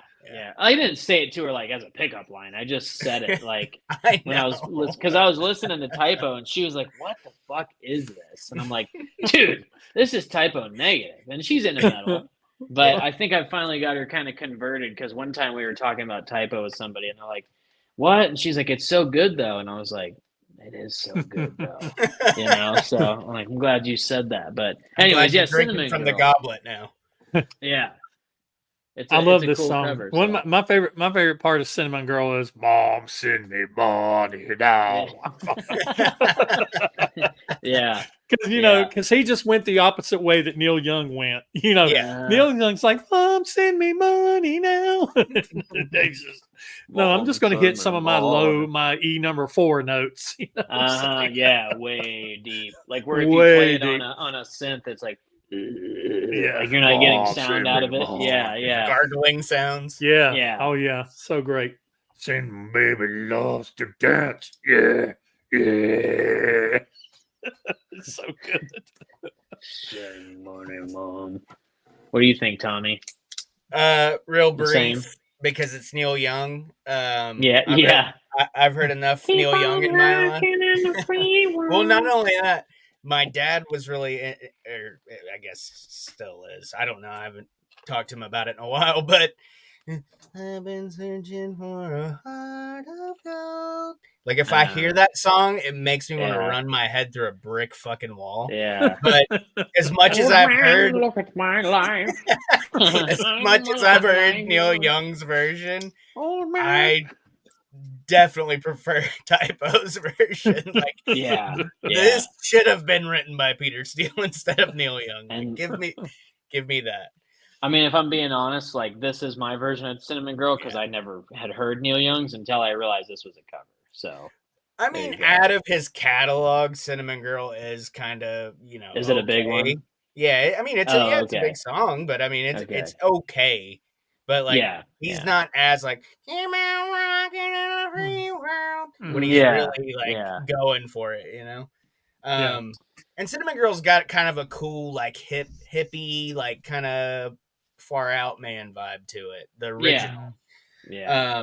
So yeah, it kind of like it doesn't fit Typo Negative, but it's obviously something that he was influenced by enough, Peter, that is enough to want to do a cover. And it makes sense because I mean, everybody goes back I sang Elvis for 13 years, for Christ's sake. Like, you look at me, you don't think that. You wouldn't think that. I mean, look at my wall behind me. You wouldn't think that I'd be an Elvis person, but like, your influences are so, you can pick and mix and match from everywhere. Like, all three of our shuffles, I know if we put on Spotify or Apple Music, whatever, I'll go from Neil Diamond to Typo Negative. Levi could probably go from Typo Negative to probably something Lady Mariah listens to. Yeah. Oh, I hate that though. When I'm at work and I'm playing my Apple Music on shuffle, like my year in review or whatever, and I'll come on like something that Amanda's played, and I'm like, oh my god, get it off of this! Right as somebody's like walking in the door, I'm like, oh shit, don't hear this. But all right, so after Cinnamon Girl, we don't necessarily get a song, but we get The Glorious Liberation of the People's Technocratic Republic of Finland by the Combined Forces of the United Territories of Europa. I can do my note real quick. The that longest is my note, fucking is the title. The longest fucking title I've ever read in my life. Well, it's a troll. Yeah, it scrolls across on your and phone, and it's just like, holy shit! I kept waiting for it to end. I'm like, is this really the fucking name? I never knew the name of it. Like, I was like, holy shit! It's one of those little goof tracks, just like a bunch of. I like stuff that. Going on. It's funny as hell. hell. It's basically all Josh doing that. Yeah. More of that military type sounding thing that they throw a lot of that in their earlier albums, and they slap it in the middle of September Sun. You never know when they're going to throw in the military. Some type of force. It was like another plane fly over. What the fuck? Did they record this at an airport hangar? Well, Pete was a military guy, wasn't he?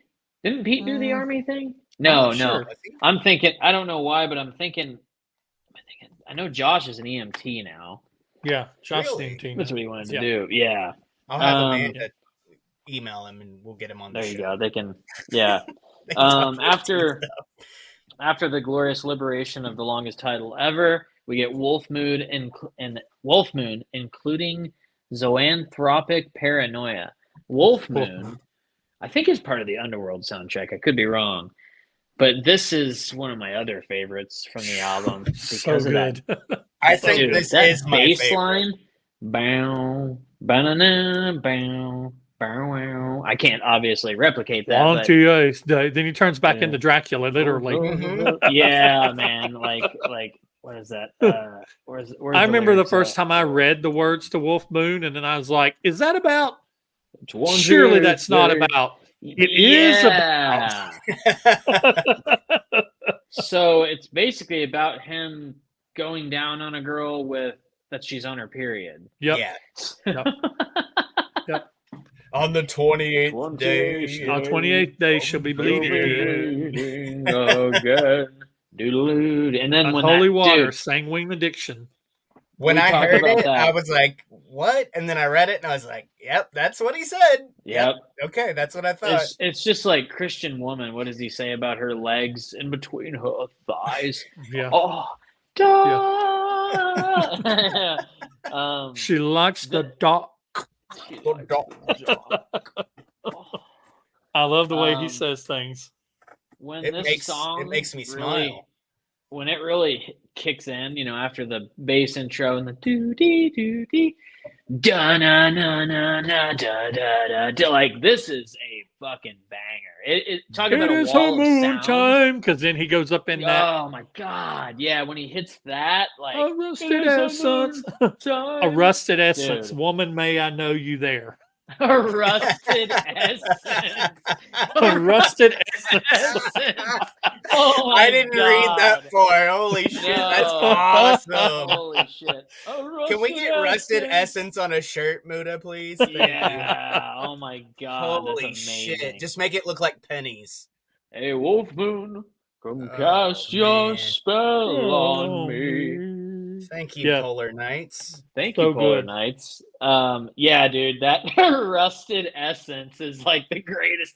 Again, it's just this guy, like the shit he writes, man. Like not only the music is fantastic, but like who writes a song about eating a girl out on her period? He does, and does it? It sounds like poetry. It's like the Look at that perfect comment. I combination of love beard that. growth. I love Yeah, that. thanks, Yeah, man. this is what y'all that's get to look awesome. forward to when you get old. CopperJohnsBeard.com. CopperJohnsBeard.com. Use coupon code Heels and Quads in all caps at checkout. Save 15% I'm gonna on have your to try. order. I'm going to try CopperJohnsBeards.com. You can have a beard just like this. Do you rock a beard all the time, Brant? Pretty much. Okay. Yeah, I used to it's do the the way. goatee. Some of the older Okay. videos is the goatee. I've had the beard for like the last couple years. Yeah. I'm just lazy. I don't like to shave it. I look 15 when I shave it, so I can't do that. My wife doesn't like that. Yeah, I lose so, my chin anyway. when I lose my chin and my cheeks. My chin. Yeah, me too. Yep. Ever since I left the country club where me and Levi met working together, it's been beard. Been beard, yeah. Yeah, you were baby a couple times there. Yeah, I was and always I had a baby. couple. I had to be. That's front. right. They didn't like Yeah. the facial hair. That's No. right. Yeah. And I started growing it out when I put my 2 Oh, weeks no, in. I was like, Oh fuck, no! what are they gonna do? Don't Fire me? So don't listen. spill a drop, dear. Don't Let spill me a kiss drop, the curse dear. away. Let me kiss the curse away. Yourself in my mouth. Will you leave me with your taste? I mean, dude, come on. The rusted. I'm still hung up on the rusted. The rusted. If I get a beard, she grows a '70s bush, and after googling and seeing what sadly can't be unseen babyface it is for me. Oh yeah, yeah. That's a shame. So if you grow a beard, she grows a beard too, basically. Yeah. So Yeah. okay. All right. Well, as long as it's not a rusted essence. I seriously want that on this shirt. I missed that copper tone. I missed the lyrics before that. It says it is her moon time when there's iron in the air. In the air. A rusted essence. Woman, may I know you're there. It's just amazing, Oh, dude. man. Like seriously, like it's poetry about unholy water. Show to show someone who has questions about that type of thing. Yeah, Pete can also educate you as to what that would be like. Yeah, just play the song. Yeah, don't play them us. Play the song. I love when they get to the part where he says, beware the wolf at night, beware the lunar light, and he starts doing that woo at the end of it. Yeah. That's so good. I mean, and the whole tempo changes, and they hit that part where it's like dum, bum, bum, bum, bum, bum. They change the whole tempo. The beat changes. I love that part. It's one of those songs within a song. It is, and it's one of those where it gets you kind of throw it in that gothy progressive area because it's that the song progresses, and I mean this is one that I put with Love You to Death as like this is like a masterpiece of a song, man. Like it's such a good song, and with kind of goofy lyrics, but at the same time, like he delivers it like it's this serious thing, and the way he's delivers very serious, and it's risque. I mean, how many bands do you really know have wrote a song about that subject matter? Yeah. Not many. I want to now. I do too, and the way he delivers that, like and unapologetically with a straight face. Yeah, just dead serious. So yeah, Wolf Moon's killer, man. Yeah, this is my favorite track, and let me tell you why. I want this song in a Nightmare on Elm Street movie yesterday. It's Oh, yeah. Dream Warrior's like gothy little heavy brother. Yeah. I said, man, what a cool track. He really rolls those R's in it. And obviously, he was rolling his tongue for something else. So, unmentioned. What does But he that's, roll? Oh, a rusted essence. yeah. But that's dedication to the gimmick, folks. Oh, for sure, man. Yeah. And yeah. So you want to hear something else? So as we're talking, I looked up. So what does zoanthropotic paranoia mean? Uh-oh. That is the title that refers to one who himself believes that he is a non-human animal, such as a wolf, with the strong desire to eat human flesh during sexual encounters. Oh, okay. Very, That's very really Pete Steele. risque. Yeah. Yeah. That is Damn. quite Not that risque. there's anything wrong with that. Let's clarify. Yeah. Let's make sure everybody's Don't eat welcome. people, but Yeah. Let's not do that. So yeah, we're all in agreement. Wolf Moon is a phenomenal track. It's definitely one of those that's like, if you're gonna listen to Typo, you have to digest this song. Yeah. Mm-hmm. And then last but not least, aside from the outro after that, but last but not least, Haunted, a long gothy outro song, another love song about her seemingly haunting him, but when the morning comes, it sucks because she's gone, is what it seems like. When he hates when the morning comes. And I love the piano on this one because the piano is like super chilling, as if it's a haunting. Like the way the piano goes, and I can't spout it off the top of my head, but it goes in this way of like, it's kind of like minor, minor, minor, and then you hit this key that's like, oh, that's kind of a little more uppity. Like it's just the musical genius of all these guys together again, and this like painting the picture haunted. And this one, the lyrics you can take a little more serious, but like the theme of it is like the swollen sun melting in the horizon between the sheets where I wait for her to come. And then I'm haunted, and then what does he say? I hate the morning, because like the haunting is over with in the morning. So it's like he's having sex with a ghost or something. That is what I've always Peter, took it as, is that it's the ghost of somebody that basically comes, and because he says something about alone, awake, and exhausted I lie. Oh, I hate the morning. Like Dan Yeah. So I think it's like he's getting sexed up by a ghost. That's cool, man. Yeah, something like that. Very Halloween. Something like that. But Halloween. it is a killer track to close the album. It's long. Between this and Wolf Moon, you're looking at like 20 minutes. But I love the whole spoken thing that he does in the middle. From the pains, a green mist swirls. Is it a shadow or an apparition? It's like cool rain on hot summer storm. He's like, yeah. He's like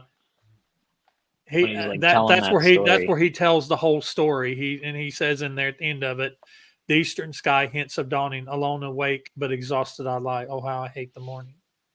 I got to pee really bad. I will be able to hear you guys, so just keep going. Okay. I love Haunted. I love the way that it just starts off with that one big long note at the very beginning, that synth note, and it just seems like it does it for like 15 or 20 seconds before the keyboard comes in and starts playing.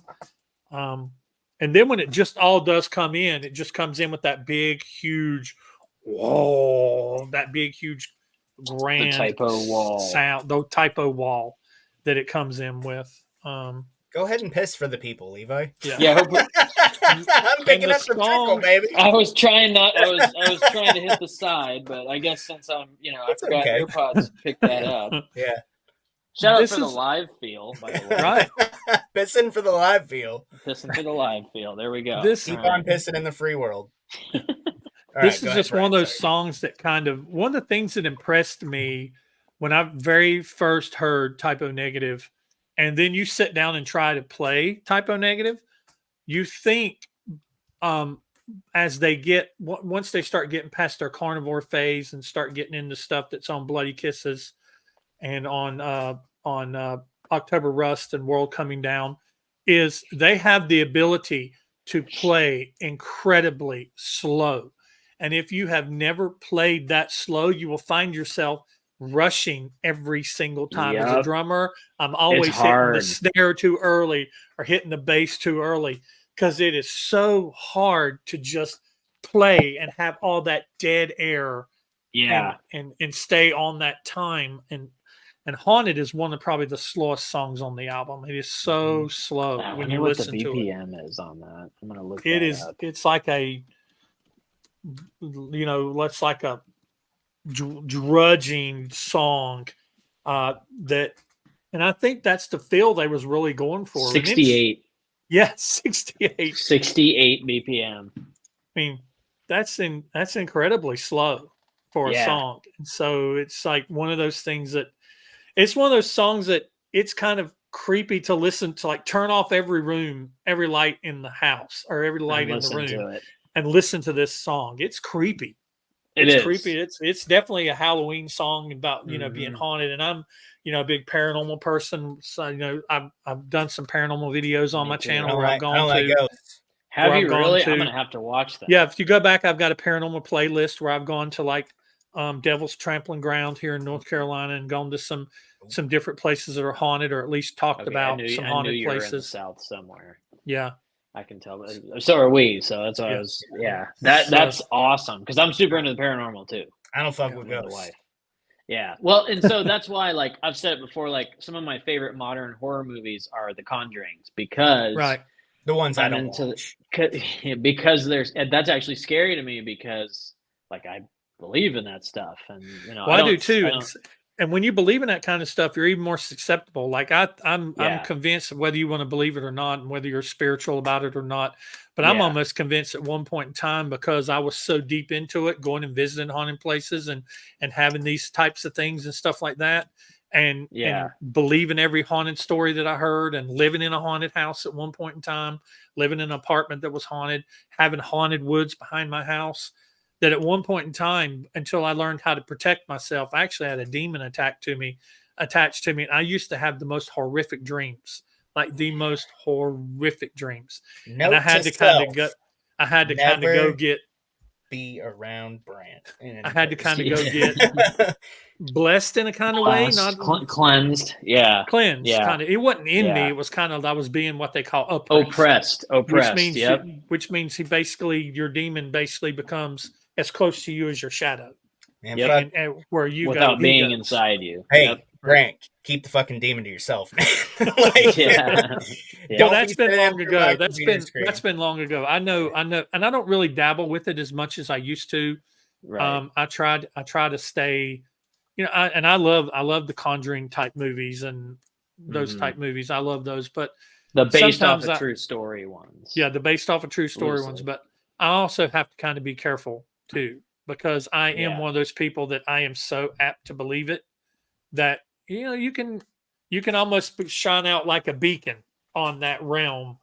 I know this has nothing to do with typo, but in a way it kind of does. But it kind of does. And my cat's running up and down the hallway being weird, and I'm home alone right now. Dude, so, I was about to say, like, when the kids go to sleep, when Amanda's working, like tonight, I'm going to be up all night now thinking about fucking ghosts. And the cat's going to knock something off in the bathroom. But like, I'm be ready to burn the house down. Come on, kids. Let's go. Let's go. Yep. Well, I'm not going to even tell you something that happened in this room that I'm sitting in right now. Then. I don't want to know. I want to do a separate episode now. We'll do a paranormal. You guys be friends. I'm out. Yeah. Well, me and Brant will do the paranormal episode, and we can because I love if you've done all that. I'd love to talk to you and just pick your brain about it because I think it's interesting. Right. And so anyways, real quick, my notes on Haunted. Then yes. From Elm Street to Crystal Lake. This could be a fun end credits song to a Friday the 13th song, like the Final Girl type of thing. It was used in the Blair Witch soundtrack. It's funny I went back to back with Nightmare on Elm Street and Friday the 13th because their song Electrocute was on the Freddy versus Jason movie. Yep. And this song's it's killer, dude. I love that it's that slow. Like it feels haunted. The song is haunted. Yeah. I think it's got that vibe. Whatever the fuck's whoever shit's picking up, I feel like Peter Steele is haunting this fucking video. Well, and it's that gothy kind of dark side of his. Yeah. He's just it's putting that like, sometimes the title of a song is just the title of a song. You're like, well, it's not really about that, but like this one, it's like haunted. It's like, holy shit, like this is it's creepy, man. Like some of the shit he's singing about. So that and Wolf Moon, Wolf Moon's a little different, but Yeah, I love how this album definitely turns to like it deals with different things of emotions and stuff, but the last two Yeah. songs on this album definitely take a turn yeah, into okay, we're going to talk about something that nobody ever talks about with Wolf Yeah. Moon, and now Yeah. we're going to talk about being haunted by somebody. yeah, So it's it definitely puts a darkness at the end of the album. Just killer. kind of It's not goes really. kind of goes It's not Bloody really. Kisses. It doesn't. It's not really in the rest of the album. Yeah. This the Yeah. very end of this album just kind of turns real dark. We're It's like a last track throwback to guys Bloody too on Kisses. albums. Oh, yeah. We've Yeah. found in recent years that the end of the Last album tracks is are- sometimes some of the coolest shit that people Mhm. overlook. Yeah. Anybody got any closing statements on October I Rust? look forward to doing more of these because, again, like he said, October Rust, it's that Desert Island Typo album, but I think there's a lot more fun stuff to dive into throughout the discography. Slow, Deep, and Hard is, if nobody's ever listened to it and you've listened to these, Slow, Deep, and Hard, it really is Carnivore within Typo. And then Origin of the Feces is interesting because it's Slow, Deep, and Hard with different tracks, and it's a fake live album that they were supposed to do. And it is freaking genius. I think that we Yeah. almost could cover Slow, Deep, and Hard and Origin of Feces at the same time. Yeah. Because if they took basically, like you said, they basically took Slow, Deep, and Hard, reworked some of the Moved the songs, tracks. changed some of the Yeah. songs around, made a fake live album, which for the longest time I didn't know it was fake. And Same. it's genius. It's once again, it is genius from the very beginning. And it's nothing like any of the other albums in their discography. It's nothing like from Bloody Kisses on. Bloody Kisses has some elements, like with Kill All the White People and stuff Kill like all that. the white people. It has some elements of Carnivore and that earlier typo negative type sound. But yeah, I'm up for doing any album in whatever order you want to do them. And I'm definitely excited to talk to you about Dead again because I've never really gotten to talk to many people about that one because it's one that it's 3 years before his death and it's like it's a great album. It's just kind of it came a it's little kind of later the redheaded stepchild of the discography. It's too. lost in the It's on a shuffle. different- It really on a does, different and it's got record so many label good and- songs on it. They just recently got it. Like it just recently came to Spotify and Apple Music because it was again you could hear all the Roadrunner ones, but then and it's the same way with another band I like, Fear Factory. Their Roadrunner stuff is all available, but they still don't have all their later stuff on there because of that. But yeah, Dead Again is. I have 2 copies of it actually, and I believe they're finally starting to throw it in whenever they reproduce the catalog. I think they're finally starting to throw it in the box sets. Where it wasn't in the box sets before. Yes, yeah. Because they did that recent one, and it was, I think, finally on there, that vinyl one. And here's the thing, I always talk about how, there's not a whole lot of typo negative fans or whatever. You let them release an album on vinyl, and you sleep on getting it when it first comes out, you're not getting it. You're not getting it. You're not getting it. They disappear like that. I wanted Dead Again when they did it. Yeah, they disappear so fast. Yeah. They had the record store day. I've got the record store day Bloody Kisses behind me. I've got 2 copies of it, one that's open and one that I kept sealed because I only went to buy one, and I told a friend of mine at another record store to buy it for me if he saw it because I wasn't sure if I was going to get one because I started talking to people in the line, and there was like 10 other people in the line trying to get that album. And you never know how many that store's getting either. Right. Yeah, and they ended up getting like 4 or 5, and I ended up getting one because I was like the 3rd or 4th person in line that was wanting to get Dead that Again album. No, Bloody Kisses. Oh, Bloody Kisses. Okay. The record store day Bloody Kisses. And mine's the Run Out Groove one right here. I don't know if that's the record store day one. It's got the little. I don't think it's the same one. Let me see real quick. This one, and Slow Deep and Hard are the two I have on vinyl. I have all of them on CD, but I have this and Slow Deep and Hard on vinyl, and both Yeah, of the them say run Run out Out Groove. groove, the run out. It is record store day. Okay, yeah. So Hey, look at you. limited to 3,000 copies. So we Mhm. both have one of 3,000. That's awesome. Is yours open? The side part is, but You open this, so you know what the albums look like. I've never actually I've just kind of kept it on my shelf, so I've never really dug it out and checked it out. Are you talking about like the vinyl itself? Yeah. No, I have not. Maybe I can unbox it. Let me show you. Yeah, Because yeah, I've got two. open. So this one is the Okay. one I opened, and I'll show you the vinyl real quick. Okay. So like I said, I got two versions, and I opened this one, and I also got, as a part of Record Store Day, they gave away, or they had this, which is I Don't Want to Be Me. I don't want to be. I want to be a bear. Oh, It's that's Typo badass. Negative Yeah. on one side, and Trivium on the other. Oh wow. Okay. And so those Interesting. albums look like this. So they're black sleeve, and they've got the Kiss on one side, and they've got the O negative cool. bolt on it. Nice. And I don't know how good this will come through. I can take a picture, but it's got like a swirl in it.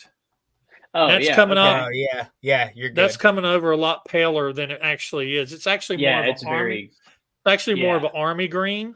Oh, that's cool. So I'll take a picture of it and I'll send it to Tommy, and Tommy can Okay. send it to you. Cool. Okay, cool. But it's got so it's got that on one side and that on the other, and there's three. Okay. There's three albums in here. Yes, because it's so damn long. And I do see, if you don't have a copy of Dead Again on Amazon right now, there's a pre-order for the vinyl, $37.98, and it's going to be released November 10th. So if I remember correctly, last year around the same time was when they did the original release of Dead Again. Yeah. Yep. So it's original got that on re-release. Okay. So they got nice. something Cool. different on each one of the I love it. things. I love Yeah. that Typo Negative. I'll probably see if I can get a copy of Dead Again, because I think it is the only one that I don't have on vinyl. I have all the others. World Coming Down is $80 right now because you can't get. So they had it at my local record store. They had World Coming Down for like $35, and I was like, I kind of want to buy it, but it's just going to sit on my shelf. And then now I'm like, I wish I would have bought it so it could sit on my shelf. So World it Coming can sit Down on is your awesome. shelf. I've got another version of your shelf. Yeah. I've got another Bloody Kisses. This is number 892 of 6,666. Oh, nice. It is silver. I've not opened it. It's silver colored vinyl that has an 8-page booklet, an exclusive print on 180-gram vinyl. That's sick. But yeah, I love on the back of it. Don't mistake lack of talent for genius. For genius, yeah. Yep. I want a shirt with that on it. I've been Make it meaning happen. to buy another Typo shirt, so. So the funniest well- thing about this episode before we cut out was I was messaging Brant, I believe it was yesterday when I said this. In 6 years we've been doing this show together. We've only went over an hour and a half 4 times in 6 years. Well, we just hit 2 hours. Talking about Typo, man. Hopefully Get everyone excited. enjoys it. Not many people watch it live, but nobody ever really does. But that's great because it's always there in the archives. So you can find this. You can find everything. Head over to In My Head. Subscribe to Brant over there. Find him on social media. I believe your Instagram is In My Head _ channel, right? Okay. Yep. Follow him there. I'll put the links in. I know I tagged the YouTube channel, but I don't think I put your Instagram yet. But I will edit that when we're done. That's fine. I need to have you guys over on my channel whenever we can talk about. We can get Levi over there. We can talk about something Kiss related. Cool. There we go. Hell yeah. I'll dive into some Kiss. I got no Brant problem with that. and I are gonna do another show in the next, I'll say month. I don't want to commit to a week, but that's a lot. Yeah. But I want to It'll rank. be at least 2 weeks because my next week and the week after are going to be super busy. Okay, So it'll probably be cool. the 1st of November. That works perfect because I've got Yep. a wedding that's very important at the end of the month. So first week in November is Oh perfect. yeah.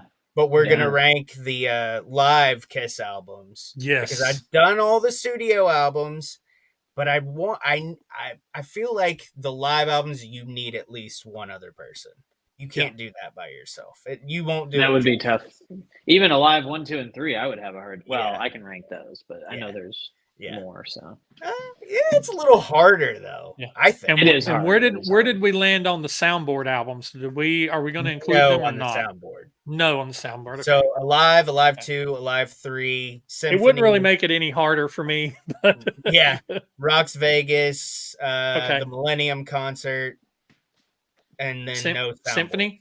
Yeah, Symphony. Yeah, Symphony. Okay. Yeah. Symphony. So 1, 2, 3, Symphony, Millennium, and Rocks Vegas.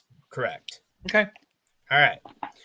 Thank you, Brant. I appreciate you guys. joining us tonight. Yeah, man. Thanks for joining us. That was awesome. Yeah. Thanks for having me. I'm holding in a wicked pissa, and I'm about to eat my own ass. So. All right. Well, appreciate you guys. Thanks so much. Yeah. Thanks for coming on, Brant. Shout out to our Patreons, patreon.com/heelsandquads. The whole list is at the bottom. We went for 2 hours, so you guys could have read it the whole time. If you haven't seen it by now, you watched the whole video. Come on, Tommy's got a rock a piss. Brant, I'm gonna go check out more stuff on your channel, and hopefully we'll. I want to get you guys linked up so you can do some paranormal shit too. I think that would be fun. Definitely. We can do a paranormal stories, episode. man. I can sit in the waiting room and just produce it. You can sit in the waiting room like this. I just love talking about paranormal stories and be like, and the kind of like ghost stories around the campfire. Did you ever hear that story about this? I love doing stuff like that. Yep. I would really totally be down to do that. So anyways, thanks everybody. If you sat with us for 2 hours, awesome. Thanks, Brant. Tell your friends. Tell your enemies. We'll see you next time. Bye. I gotta pee and my back hurts.